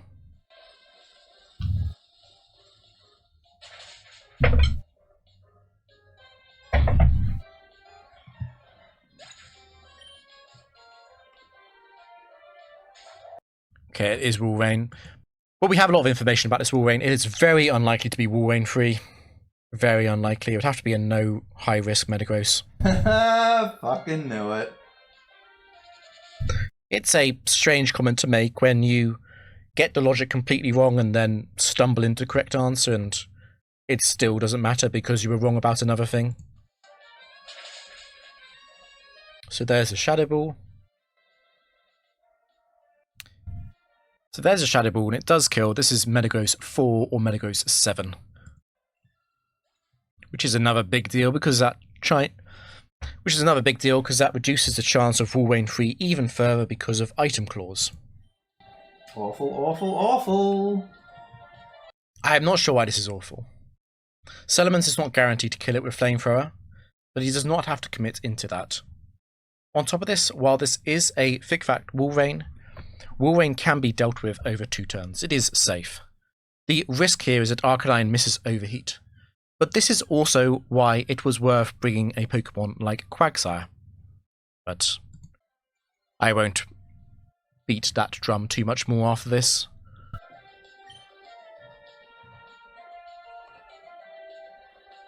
So I'm going to assume that he will want to Brick Break Wool Rain, even though Dragon Claw does more damage into it. I mean, Arcanine can kill Metagross. And then I guess Salamence hits Walrein. But it's kind of all I can do here. He's doing a damage calc again. Bad Walrein though, I'm just going to lose. Wool Rain was intimidated, so even Wool Rain 4 is not going to be a risk for Arcanine here.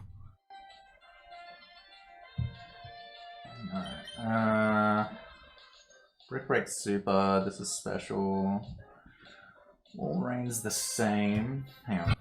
He's already done the damage calc here. He's going to pretend to figure this out, but I know exactly what he was doing when he was looking away from the DS and towards the screen, and the screen went white. That was the damage calc being opened.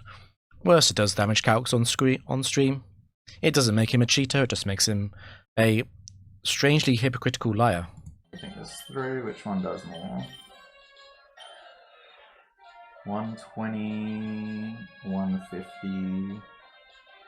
Dragon Claw slightly more. Yeah. So 120, 150, that is not the reason it does more. The reason it does more, if you think about the lowest common divisor of 1,700, when it comes to 350, 275, 150, and 120, the product law just below that overflows, and that's why it's a 2% damage difference in the favour of Dragon Claw. But that's nothing that Werster said. He was just mumbling about the power of the moves, which is not why one is more powerful than the other. But we also know exactly why it is more powerful, and it's because Werster loaded up the damage calculator just there. And he has done this multiple times in the past few hours.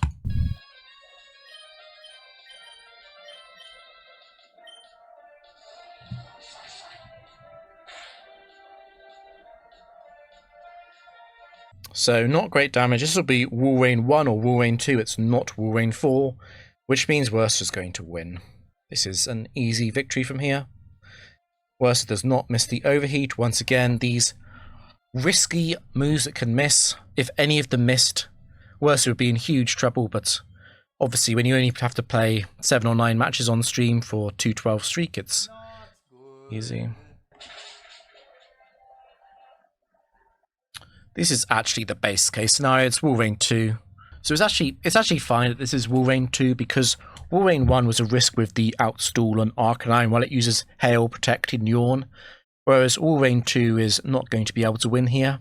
The key insight here is that Wool Rain cannot use Earthquake because its partner was Metagross. I don't think Werster's aware of this. It means that Wool Rain can't actually use Earthquake at all. But even if it did use Earthquake, there's nothing to be afraid of. It's not even going to free-shot the Arcanine from this damage range, and in the meantime, he has plenty of time to use Crunch. The only real risk here is that Wool Rain uses Double Team, but that's very unlikely. Most likely is Wool Rain is going to use Curse since it's below 70%. I don't expect Werster to pick up on any of this though, and I'm sure he'll be concerned about Earthquake again because Werster does not actually play High Streak Factory. He doesn't know anything about the endgame of Factory.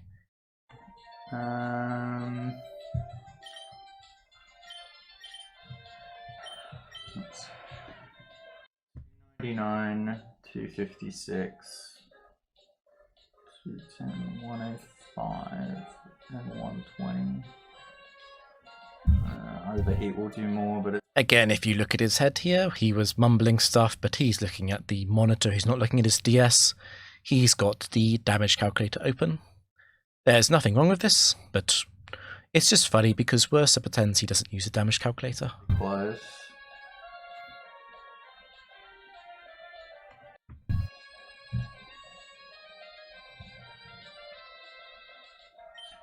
So if this is... if it's 2... He doesn't even know it's Wool Rain 2 yet. This is a joke. This is an insult to everyone who takes this game seriously. It can't be Wool Rain 4. Look how much damage it did. Wool Rain 4 has no bulk investment. This is a Dragon Claw from a modest Salamence. You like to pretend that you're good at doing damage calculations. You've got no idea. What is this? It's probably going to curse, isn't it? So I should actually save the overheat. Using overheat here would be complete madness.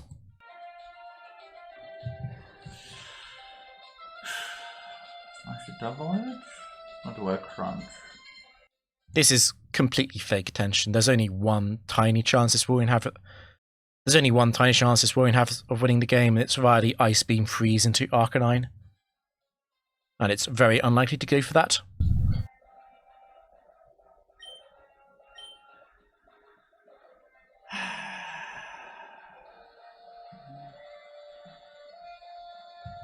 You can go for the double edge. I just don't think it makes any difference.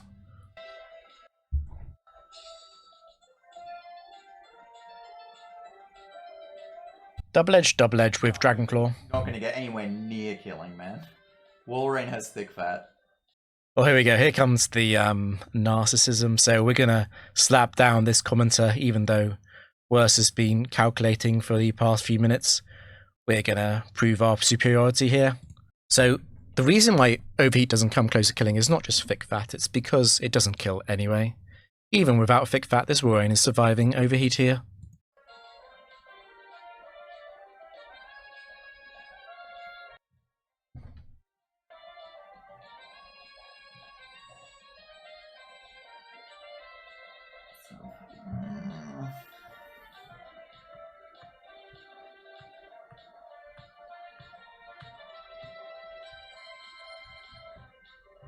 I think double edge plus overheat will get it. Let me. Alright, let's. 350. It's just. It's incredibly newbie. It's just incredibly newbie. There's no other way to say it. You don't need to use Overheat here. The Wolverine cannot use Earthquake. It will not use Earthquake until it's at +3 attack. That's not going to happen. It's currently at -1 attack. You'd have to use 4 curses for that to happen. Do you think 4 crunches kills this Walrein? I know what I think. It's got a focus ban, yes, but it would need multiple focus ban activations to even have a chance. No way, because they're about the same. No, it's living 2 hits. This is going to take 3 hits to kill it. They're about the same, okay. I mean, it's really not true at all, is it? It's about 1/3 less damage than the Celements is adjusted. Would you say doing 3/4 or 1/3 less damage? Would you say that's the same? I wouldn't. He's just pretending to. He's pretending to look at these stats because he wants to pretend that he's doing the calculation mentally, but he's just opened the damage calc. Fuck.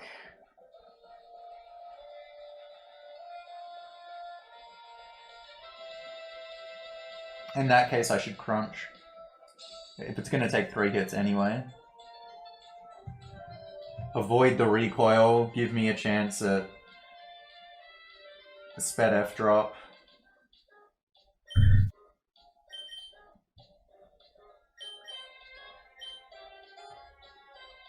Double Edge will do more than crunch, but I think it's going to be 3 hits anyway. Because that's done about 1/3, I'm doing less. Yeah, there's no way. It's got to be crunch. It's interesting that Werster think this is about 1/3. That is interesting damage. And you know, it's undeniable that Werster has hundreds of hours in this game, but I just wonder what these hundreds of hours are spent doing. I think speedrunning has just not taught him anything. It's not 1/3.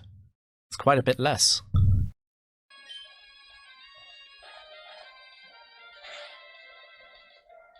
It's almost certainly going to use Curse. There's a small chance that it now uses Ice Beam. But it cannot use Earthquake yet, and even a crit Earthquake wouldn't kill Arcanine. Not at +0. There's now a small chance of the Ice Beam scenario, but this is over. So he does go for Crunch, Crunch, Crunch in the end. It took him a very long time to decide that. You have to wonder what he was thinking about for all this time. It's quite obvious to me that he just simply loaded a damage calc and then larped about doing it himself. Nice.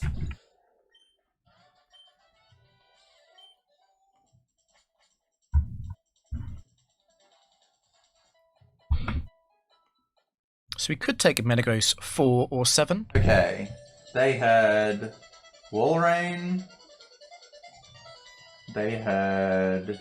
So he's just going to completely ignore this endurance quote. This is a massive hint about what the next enemy is going to be using. And Werster is not going to comment on it at all. I already know this.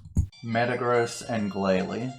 Metagross had Shadow Ball.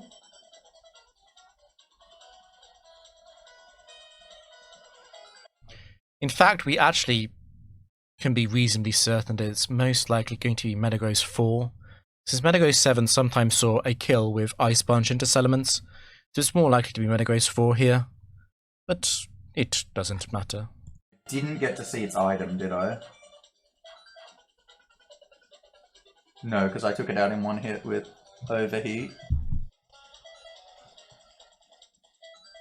But Shadow Ball means it's either Metagross 4 or 7. That's why seeing its item is so good. Because Metagross 4... So the thing about this happens a lot on Werster streams where when the actual event happens, like Shadow Ball happens, Werster does not immediately pick up on something like it being Metagross 4 or 7. But several minutes later, after we've glanced at the screen a number of times, he suddenly remembers all this stuff. I think it's quite obvious that he's using a spreadsheet.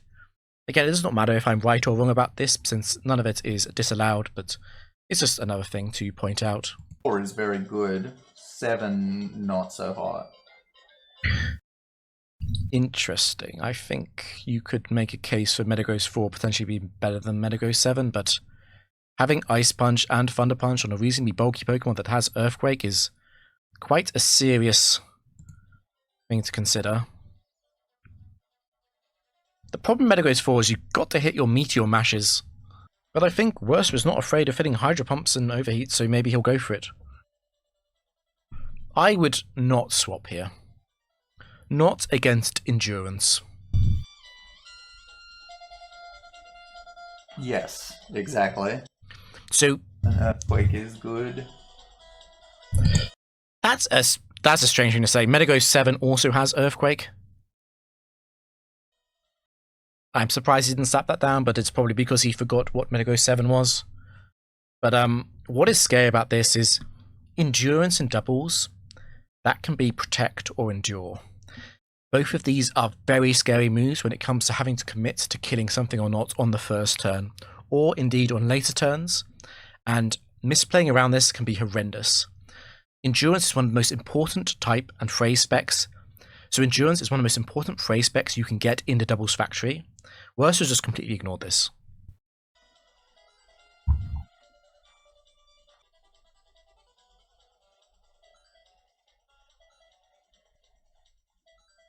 Another sign of Werster being out of his depth here is how slowly this is going. And I'm not fast either, but you know, the way Werster talks about himself, the way Werster's stream talks about him, you would think that he's playing at light speed, but it's been almost 20 minutes we've done one match. Metagross is also not that fast though. I'd be taking a big gamble. Because if I take...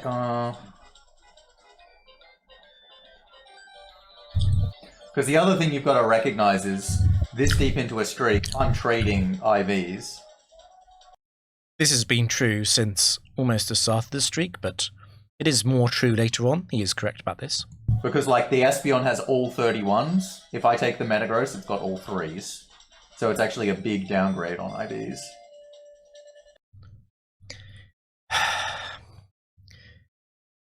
It's all relative, right?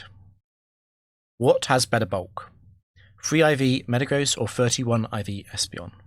The answer is 3 IV Metagross, because base stats play a bigger role than IVs do. He is correct that it is much slower than Espeon though, and that is part of why I would reject it. But the main reason I would reject this is because I wouldn't want to have to hit Meteor Mashes to continue my streak. And once again, the important thing is about speed. Metagross is way slower.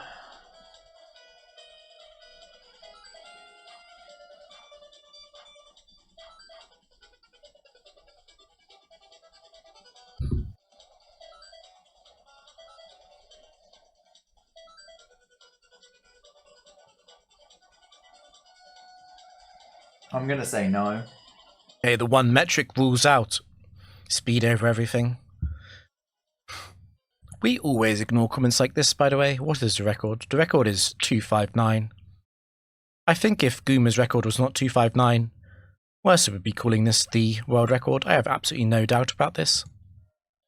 We're only silent because we don't want to talk about it yet, because we're not the world record holder yet. Okay, so that's actually quite a big reveal. So endurance is not rare on grass types because of ingrain and synthesis.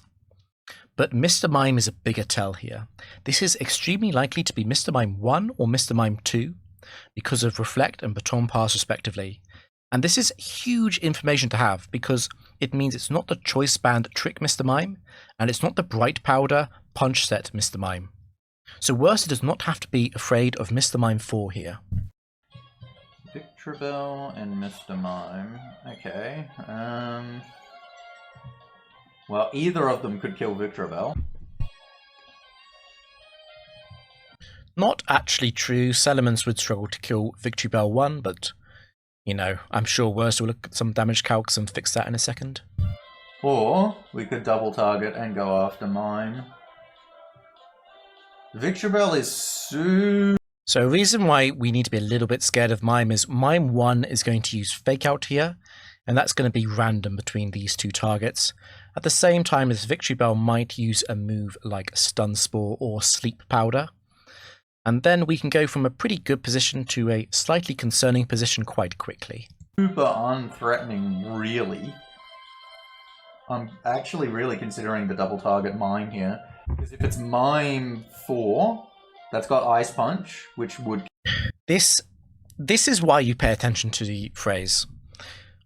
Werster is scared of this, and if it was no phrase, he should be scared of it, but it's not no phrase, it's endurance, and it's incredibly unlikely this is Mr. Mime 4. I do think it's probably correct to target Mr. Mime anyway, but that's more my concern for something like Mr. Mime 1 getting a psychic crit sped F drop. Moments. The other option is it's Mime 1 and it goes fake out and then only one of us touch it, but then we just double kill next turn. Like, Victor Bell, like, it could use Sleep Powder, but, like, anything can kill it at any stage. Could also... Another thing about Sleep Powder here is that Celements is Lumberry and Espeon is Chestoberry. This is a sort of fake threat. Stun Spore. But then again... Espeon 2 is Chesto, but you've got Lumberry, so it can't put me to sleep, actually. So Paralysis is the worst it can do on Espeon, and then it's sinking itself anyway. It is interesting how Werster always magically remembers this after glancing at the PC instead of the game. Yeah, I'm actually more scared of Mime here. I'm gonna go double target Mime.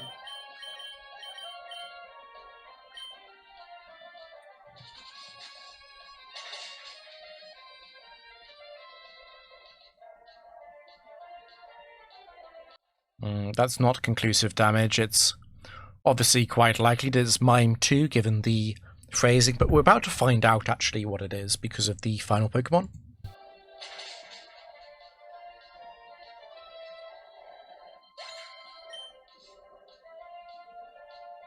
So a Sludge Bomb crit from Victory Bell actually would be a bit of a problem here as well. Sludge Bomb crit into Espeon. It's Electabuzz last. So this is Electabuzz 1. It's the light screen option that explains endurance. So Electabuzz is not going to beat Arcanine here. It's just not going to happen. Thunderbolt crit won't kill Arcanine. So this is over. He just needs to use Flamethrower onto Victory Bell, and we know that this is Victory Bell free, and therefore Flamethrower is always going to kill as long as we hit through the Bright Powder. And because of Bright Powder, we probably want to double up on it with Espeon, just in case we miss. Alright, I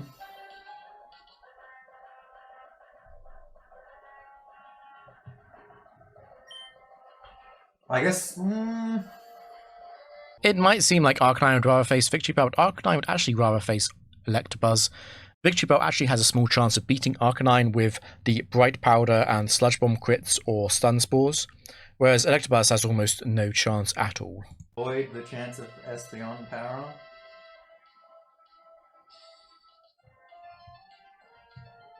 Because I'm not going to be able to one-hit Buzz. Electabuzz is going to use Thunder Wave into Elements as well here. We are basically certain of that. It's incredibly likely. But I don't think Werster knows that this is not actually going to be Electabuzz free ever, and therefore might be a bit scared of that because of Ice Punch. Yeah, let's just do that in case Buzz goes light screen or something.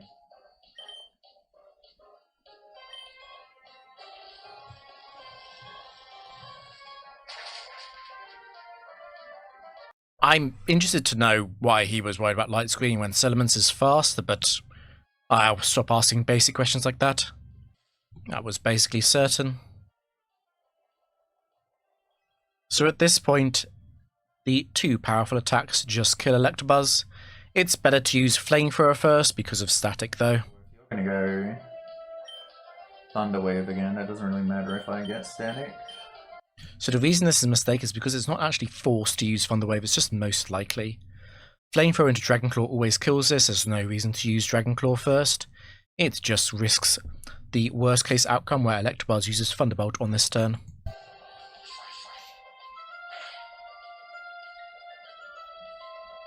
And this is over. Killed in normal. So this is high risk normal. Again, the phrases are so important.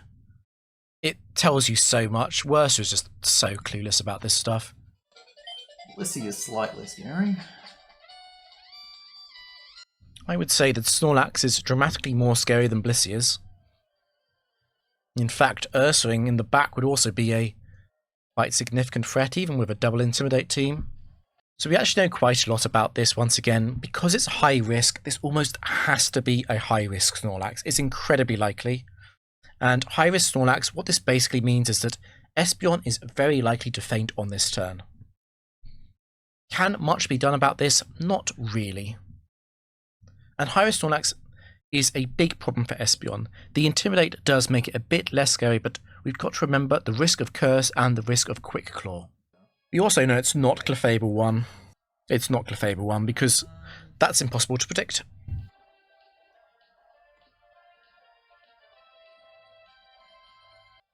Once again, we're not looking at the DS here, we're looking at the computer because we need to do damage calcs because we don't actually play without tools, we just pretend to.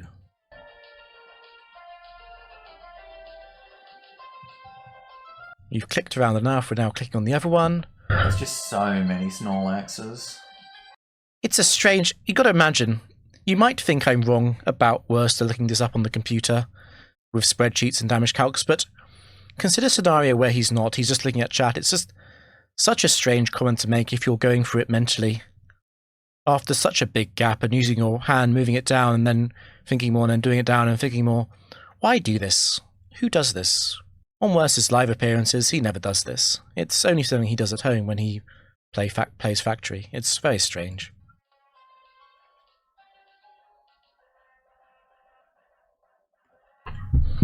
I think with the Intimidate, I don't think it's able to one-hit Espeon. If it's Clefable 3, it can one-hit Snorlax right now. That is true, and it's probably why he should be targeting Clefable with Dragon Claw and Psychic in combination. The scary part about that, obviously, is that Snorlax could Quick Claw crit or something. I'm more scared of the Snorlax long-term, but more scared of Clefable right now. The reason why Snorlax is not as scary in the long term as well is the fact that we have another Intimidate coming into one of these slots when they faint. And we could also cycle Salamence out for Arcanine and back in. We could potentially get up to 4 or 5 Intimidates onto this Snorlax, and therefore we're basically permanently only scared of it critting. And the chance of Clefable 3 using Ice Beam is much higher than the chance of Snorlax critting.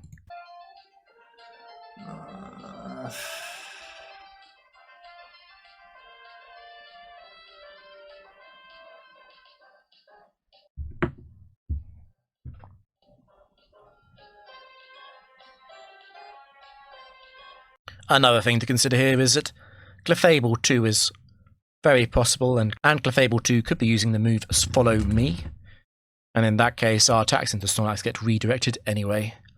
This is why it's difficult to plan for these kind of scenarios and doubles. It's also part of why we know Werster's streak is complete bullshit, because there are roughly 32 combinations of enemy Pokemon here, and Werster's just going to quickly flick through some of them and then ignore the rest. This kind of playstyle does not get you very far at all. There's just so many scary potential options, not knowing what the set is going to be here.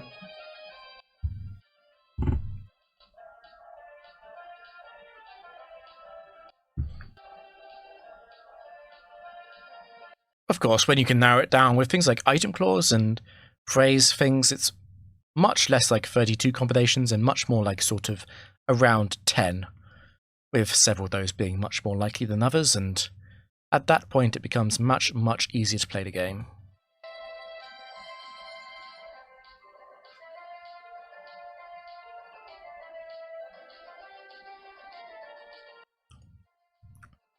I will say also, while double targeting the Clefable is okay, it is also quite a serious consideration to actually switch Salamence out and put Arcanine in.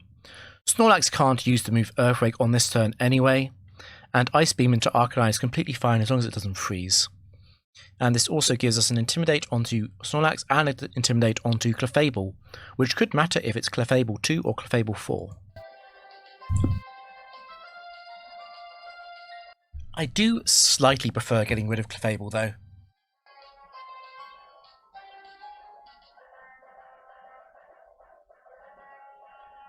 How long are we going to think about this?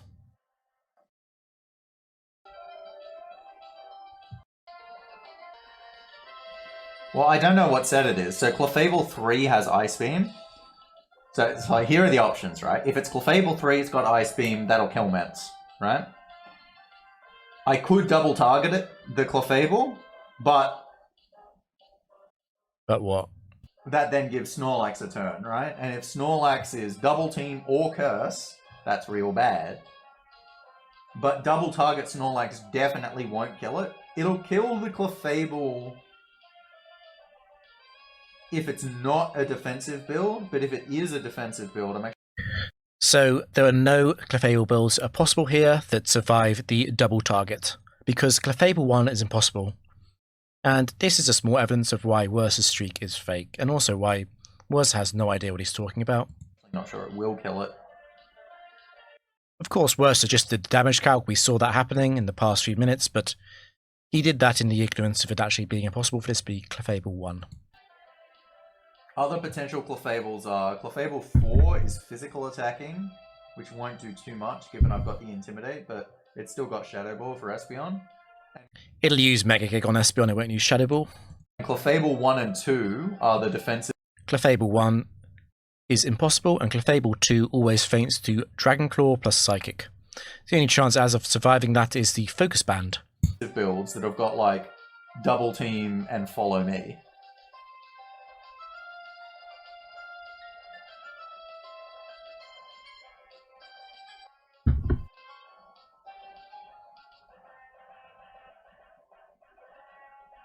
If the Snorlax is a counter variant, though, it'll probably use counter turn 1.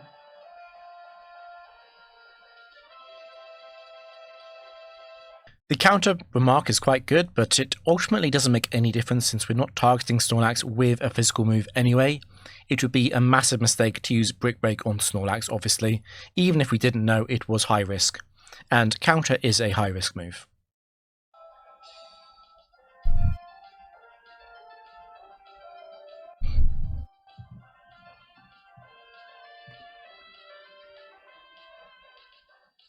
I think I'm going to go after the Snorlax, because if it is Clefable 3...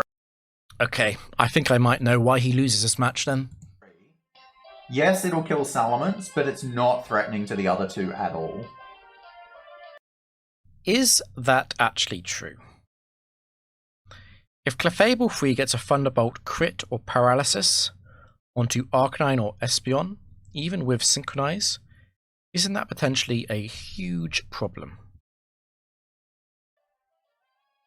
And also, if Salamence faints, we can no longer do Intimidate switching, where we intimidate Snorlax down into basically very, very negative attack.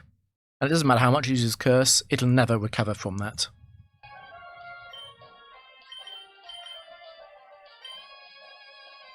This is a shocking error. To not even use Calm Mind to attack Snorlax. I think if you don't want to kill Clefable here, you actually do Calm Mind. The damage difference is very relevant. This could still be a rest Snorlax. It's not that likely, but it is possible. Do I Calm Mind? I don't think so. Snorlax is too scary. It would be interesting to hear him actually articulate what he is scared of. Like, we're not killing Snorlax in 3 attacks anyway. If Salamence faints here, Arcanine and Espeon aren't necessarily killing Snorlax next turn, even if we do Dragon Claw and Psychic right now. And that's because of Thick Fat potential on Snorlax. Okay, but we're doing it. Calm Mind would be much better if this was Clefable free. That is a bulky Lax. And it's the fucking Ice Beam one. You gotta be kidding me, dude. I actually wonder what the chance of this was. So Snorlax and Clefable, and it was high risk. Yes, the chance of it being Clefable free in this scenario was 41%. It was by far the most likely Clefable. And that's not a surprise. But apparently it is to Werster. I have a suspicion I know how this ends, actually. Alright, another Intimidate.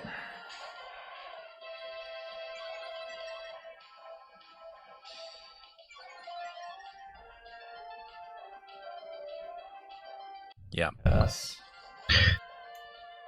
So, It's slightly metagamey, but I know he loses here. And therefore I'm basically certain that this is going to be Snorlax 4 or 7. Of course, Snorlax is still at -1 attack overall. It's still not that scary. But this could be a very, very big problem if it is actually high risk in the back and not Snorlax 4 or 7. So Snorlax 2, for example, would use Rest here. And you can't ignore that possibility. And because of this, and because it just used Curse, I think you now have to target Clefable. You have to leave Snorlax alone for a second, because Snorlax cannot use Earthquake yet. It is at because it's still at -1 attack, it does not want to use Earthquake because it does not kill anything, and Clefable also gets hit. So in this scenario, you've actually got to kill the Clefable. It's slightly counterintuitive, and I'm going to bet that Werster attempts to kill Snorlax with Overheat and fails because of Thick Fat. So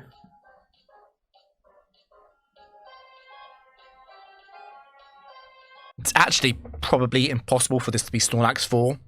It probably has to be 7 or 2. Because of how little the Dragon Claw Psychic combination did against it. Scariest option is Rest. I definitely double target. I probably have to Overheat though.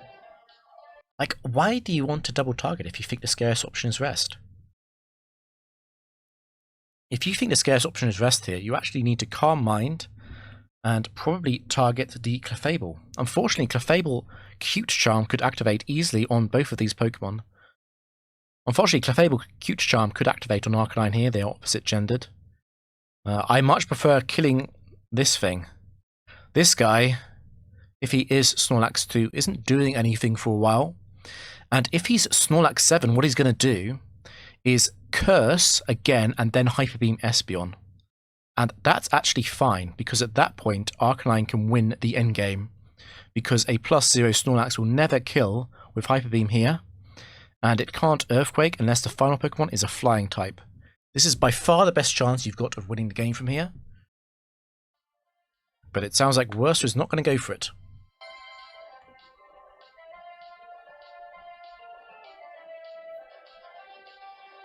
This is also true. But I also want to say, Quagsire would have been incredible in this game. Quagsire, although it might surprise you to hear, does handle Snorlax quite well. Of course, on its own, it's not great, but as part of a duo, to slowly tank it down with Earthquakes, it would be huge. And Quagsire, of course, is also faster than Snorlax. It's the combination of errors. The errors in drafting, the errors in analysing the phrase, the error in not targeting Clefable on turn 1. All of these mistakes are stacking up and leading to a loss, and I'm sure Werster is going to blame the loss on bad luck in some way, but ultimately this was entirely avoidable. Just like most factory losses. But this would be a pretty embarrassing loss because of how good. Because he's at +2. This would be a particularly embarrassing loss because of how good the draft was. You should never lose in doubles of a draft like this, really. If it's Thick Fat, it might actually live Psychic plus Overheat. I mean, it definitely will live. There's no doubt. There's no doubt at all. You'd need a drop for it to die. A special defense drop or a crit. I can't believe he's going to risk the entire streak on Snorlax not being Thick Fat. This is a 50-50 chance.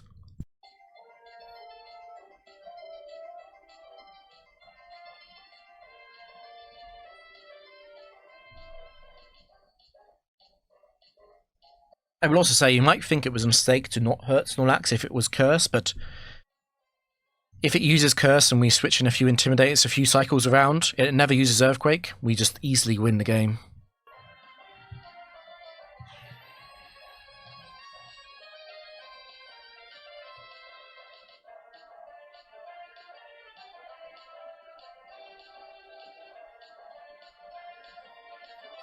I think I do Super 1 at dead.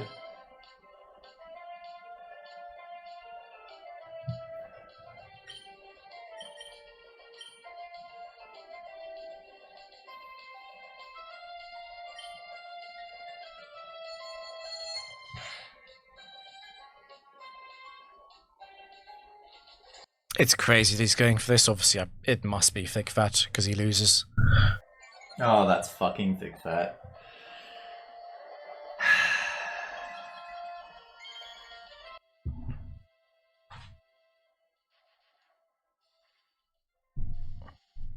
We were scared about this paralysing or critting as well. It actually doesn't get that. Well, So it has to be high risk at the back.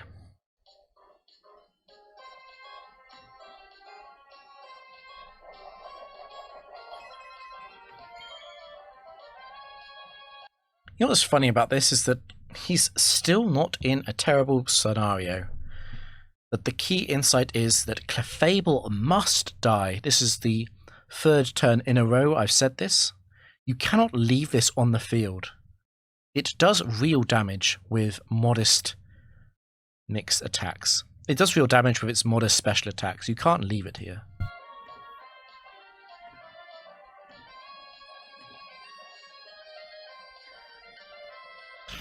This also is why it was better to Calm Mind early on with Espeon.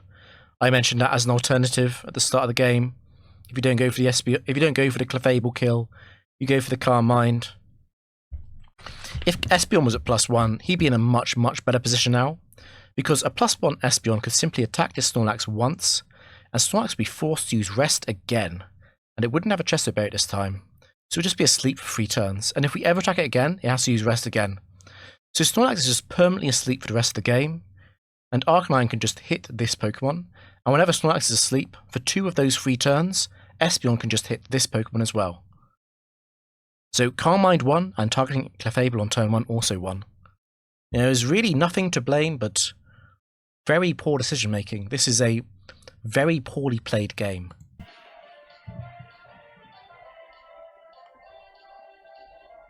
I think in some ways the smartest thing to do is actually to still use Calm Mind. I think Arcanine needs to preserve its White Herb. What sucks about this is that the final Pokemon is probably going to almost certainly see a kill on Arcanine. However, I think we've got to accept that, so Espeon goes for Calm Mind now. The following turn we go after the Snorlax. The downside of all of this is that Arcanine is very close to being in +0 Earthquake range. God, this is in some ways you want Arcanine to die as soon as possible because it saves Espeon.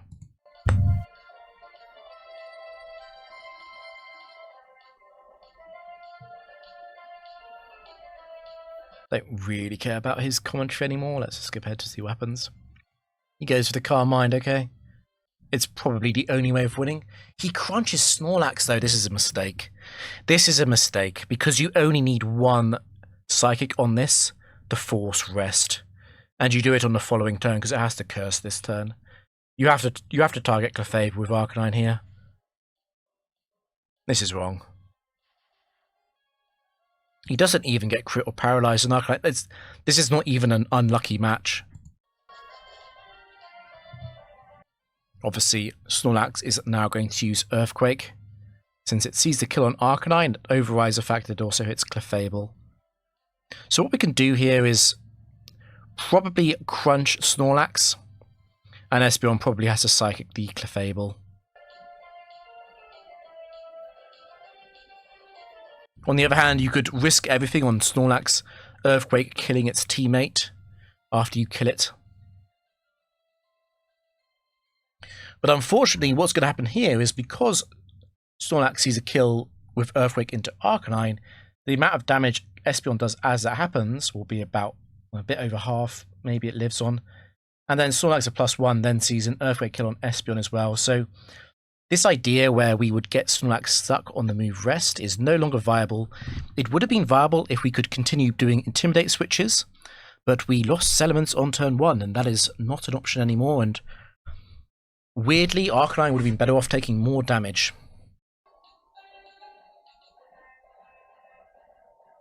There might be a last hurrah to get an Overheat crit on Clefable. Overheat crit on Clefable and Psychic on Snorlax. Maybe you win. +1 or do I go to +2? This is my question. You definitely go to +1.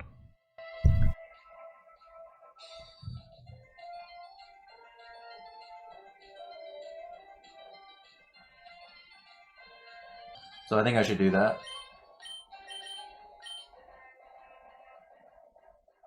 I think you have to overheat here. Because Arcanine dies. It's guaranteed. The only way Arcanine doesn't die is if Snorlax uses Curse again. Which in some ways is even worse. I don't understand the point of this.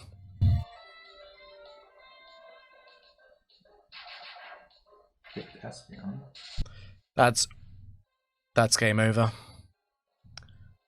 Because Snorlax is now going to see the kill on Espeon with Earthquake on the following turn as well. That was definitely worst case scenario.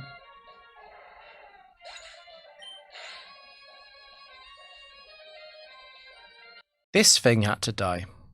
The reason he's fucked here is because of the Thunderbolt damage on Espeon.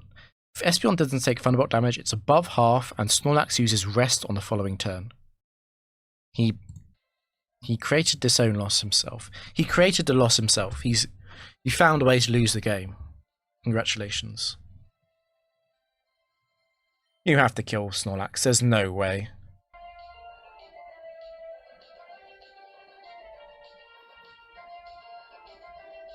There's a small chance here if you kill Snorlax and the final Pokemon is like, I don't know. It has to be high risk, so it can't be something like Shuckle 2, but there's actually probably nothing in the game that would fail to kill Espeon through a rest loop. It's high risk, high reward on its own.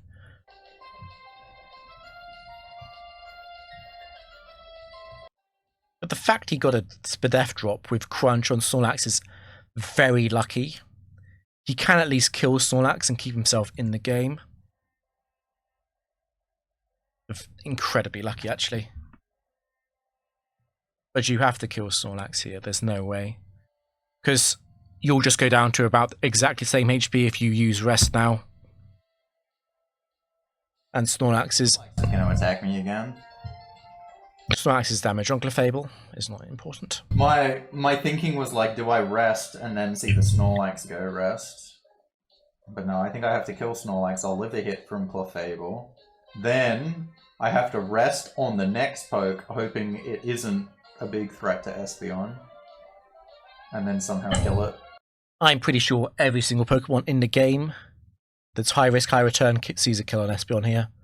Like, the only Pokemon I can think of where Espeon might have a chance would be something like Registeel 3, where it's got the high-risk moves Counter and Explosion. And then maybe it gets stuck on using Amnesia.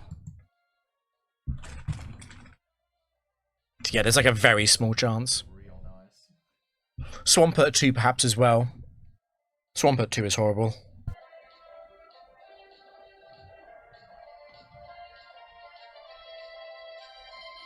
Yeah, there might be like a very small chance, but you've also got... Clefable has to never crit Espeon as well. And never paralyze or burn or whatever. Because if Espeon uses Rest again, it's probably game over. Yeah. Because if I rest now, then I lose. Okay, so we kill Snorlax. Okay, it's high risk Moltres.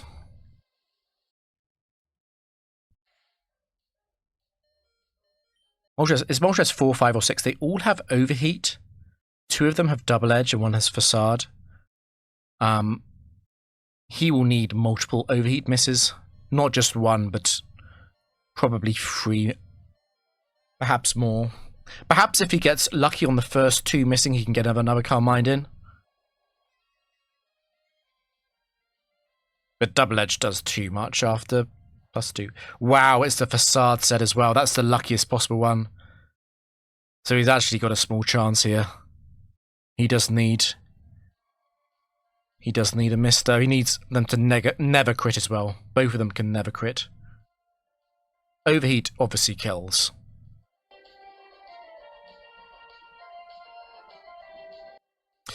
Even after it runs out of overheats though, you can use Swagger.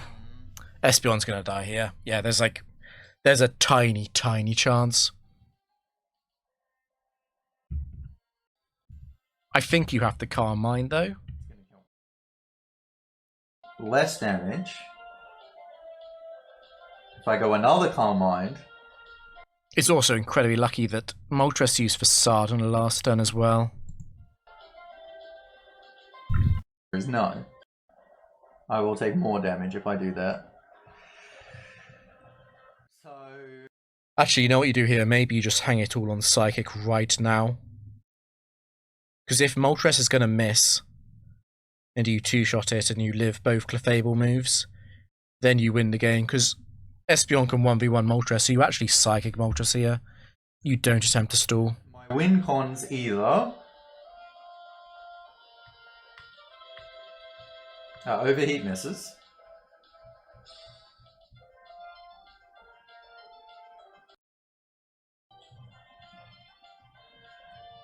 Okay, spent a very long time thinking about that, but it's understandable. It's a big streak, and you want to try and protect it. Maybe, but I doubt it. I reckon I'm just dead to overheat. He almost certainly did the damage calc in that 10-minute window.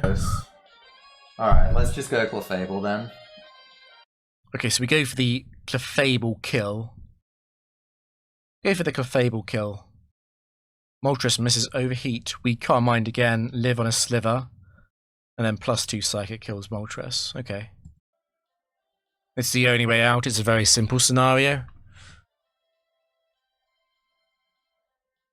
I mean, even if you target Moltres here, if Moltres, actually, it's the same, isn't it? If you target Moltres, Overheat miss, Clefable doesn't kill, then you kill Moltres, Clefable doesn't kill, and then you kill Clefable. It's actually the same, isn't it? It's just that targeting the Clefable first gives it one fewer chances to use a crit on Espeon. But it's almost identical. It doesn't really matter which one you go for here.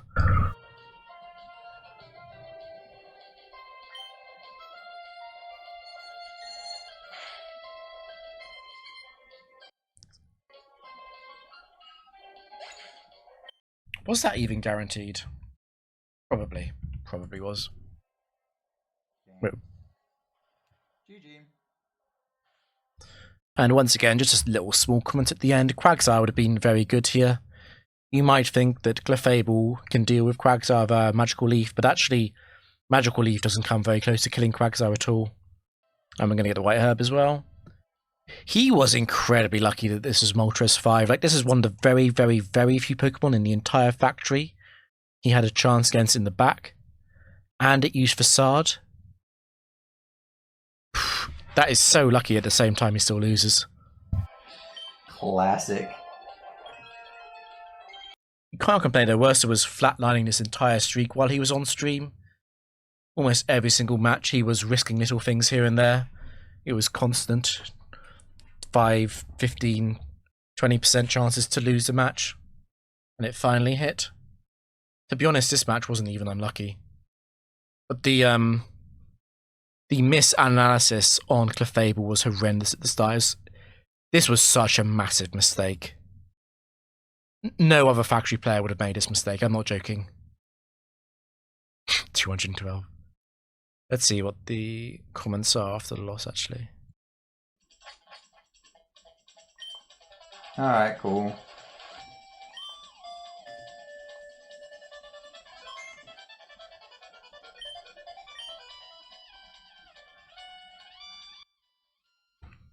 And just if you're questioning it, when he looks this way, it's how he sets up the monitor. That's how he's changed the overlay in OBS. This is how we know where the monitor is and where the DS is. This is why we know that Werster's using spreadsheets and damage calcs while he plays. Even though he does his very best to pretend he doesn't. Very, very unlucky matchup there. Like... 41% Clefable free showing up. Is that unlucky? The Snorlax 2 could be said to be unlucky, but it was a mistake to ever go after Snorlax like that in the first place. And Snorlax 7 could have been a very similar punishment. In some ways, Snorlax 7 could have been a much larger punishment, particularly once it was known to be thick fat. There was the worst variation of Clefable and the worst variation of Snorlax. That's not true. That's definitely not true. Snorlax 1 would have probably been worse. No.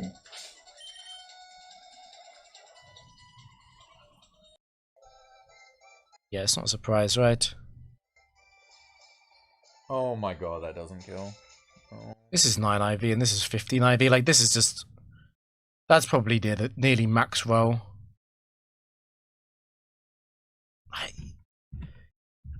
I said I wouldn't comment on the speedrun stuff, but this is just like...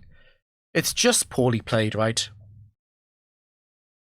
Like, you don't even use Endure here. You go for the Earthquake Endure reversal line, right? Because this is so likely to be Hydro Pumping. By using Endure, what you do is you just risk the entire match on Golduck being able to hit a more accurate move when Typhlosion's at 1 HP. Guess I just didn't do it.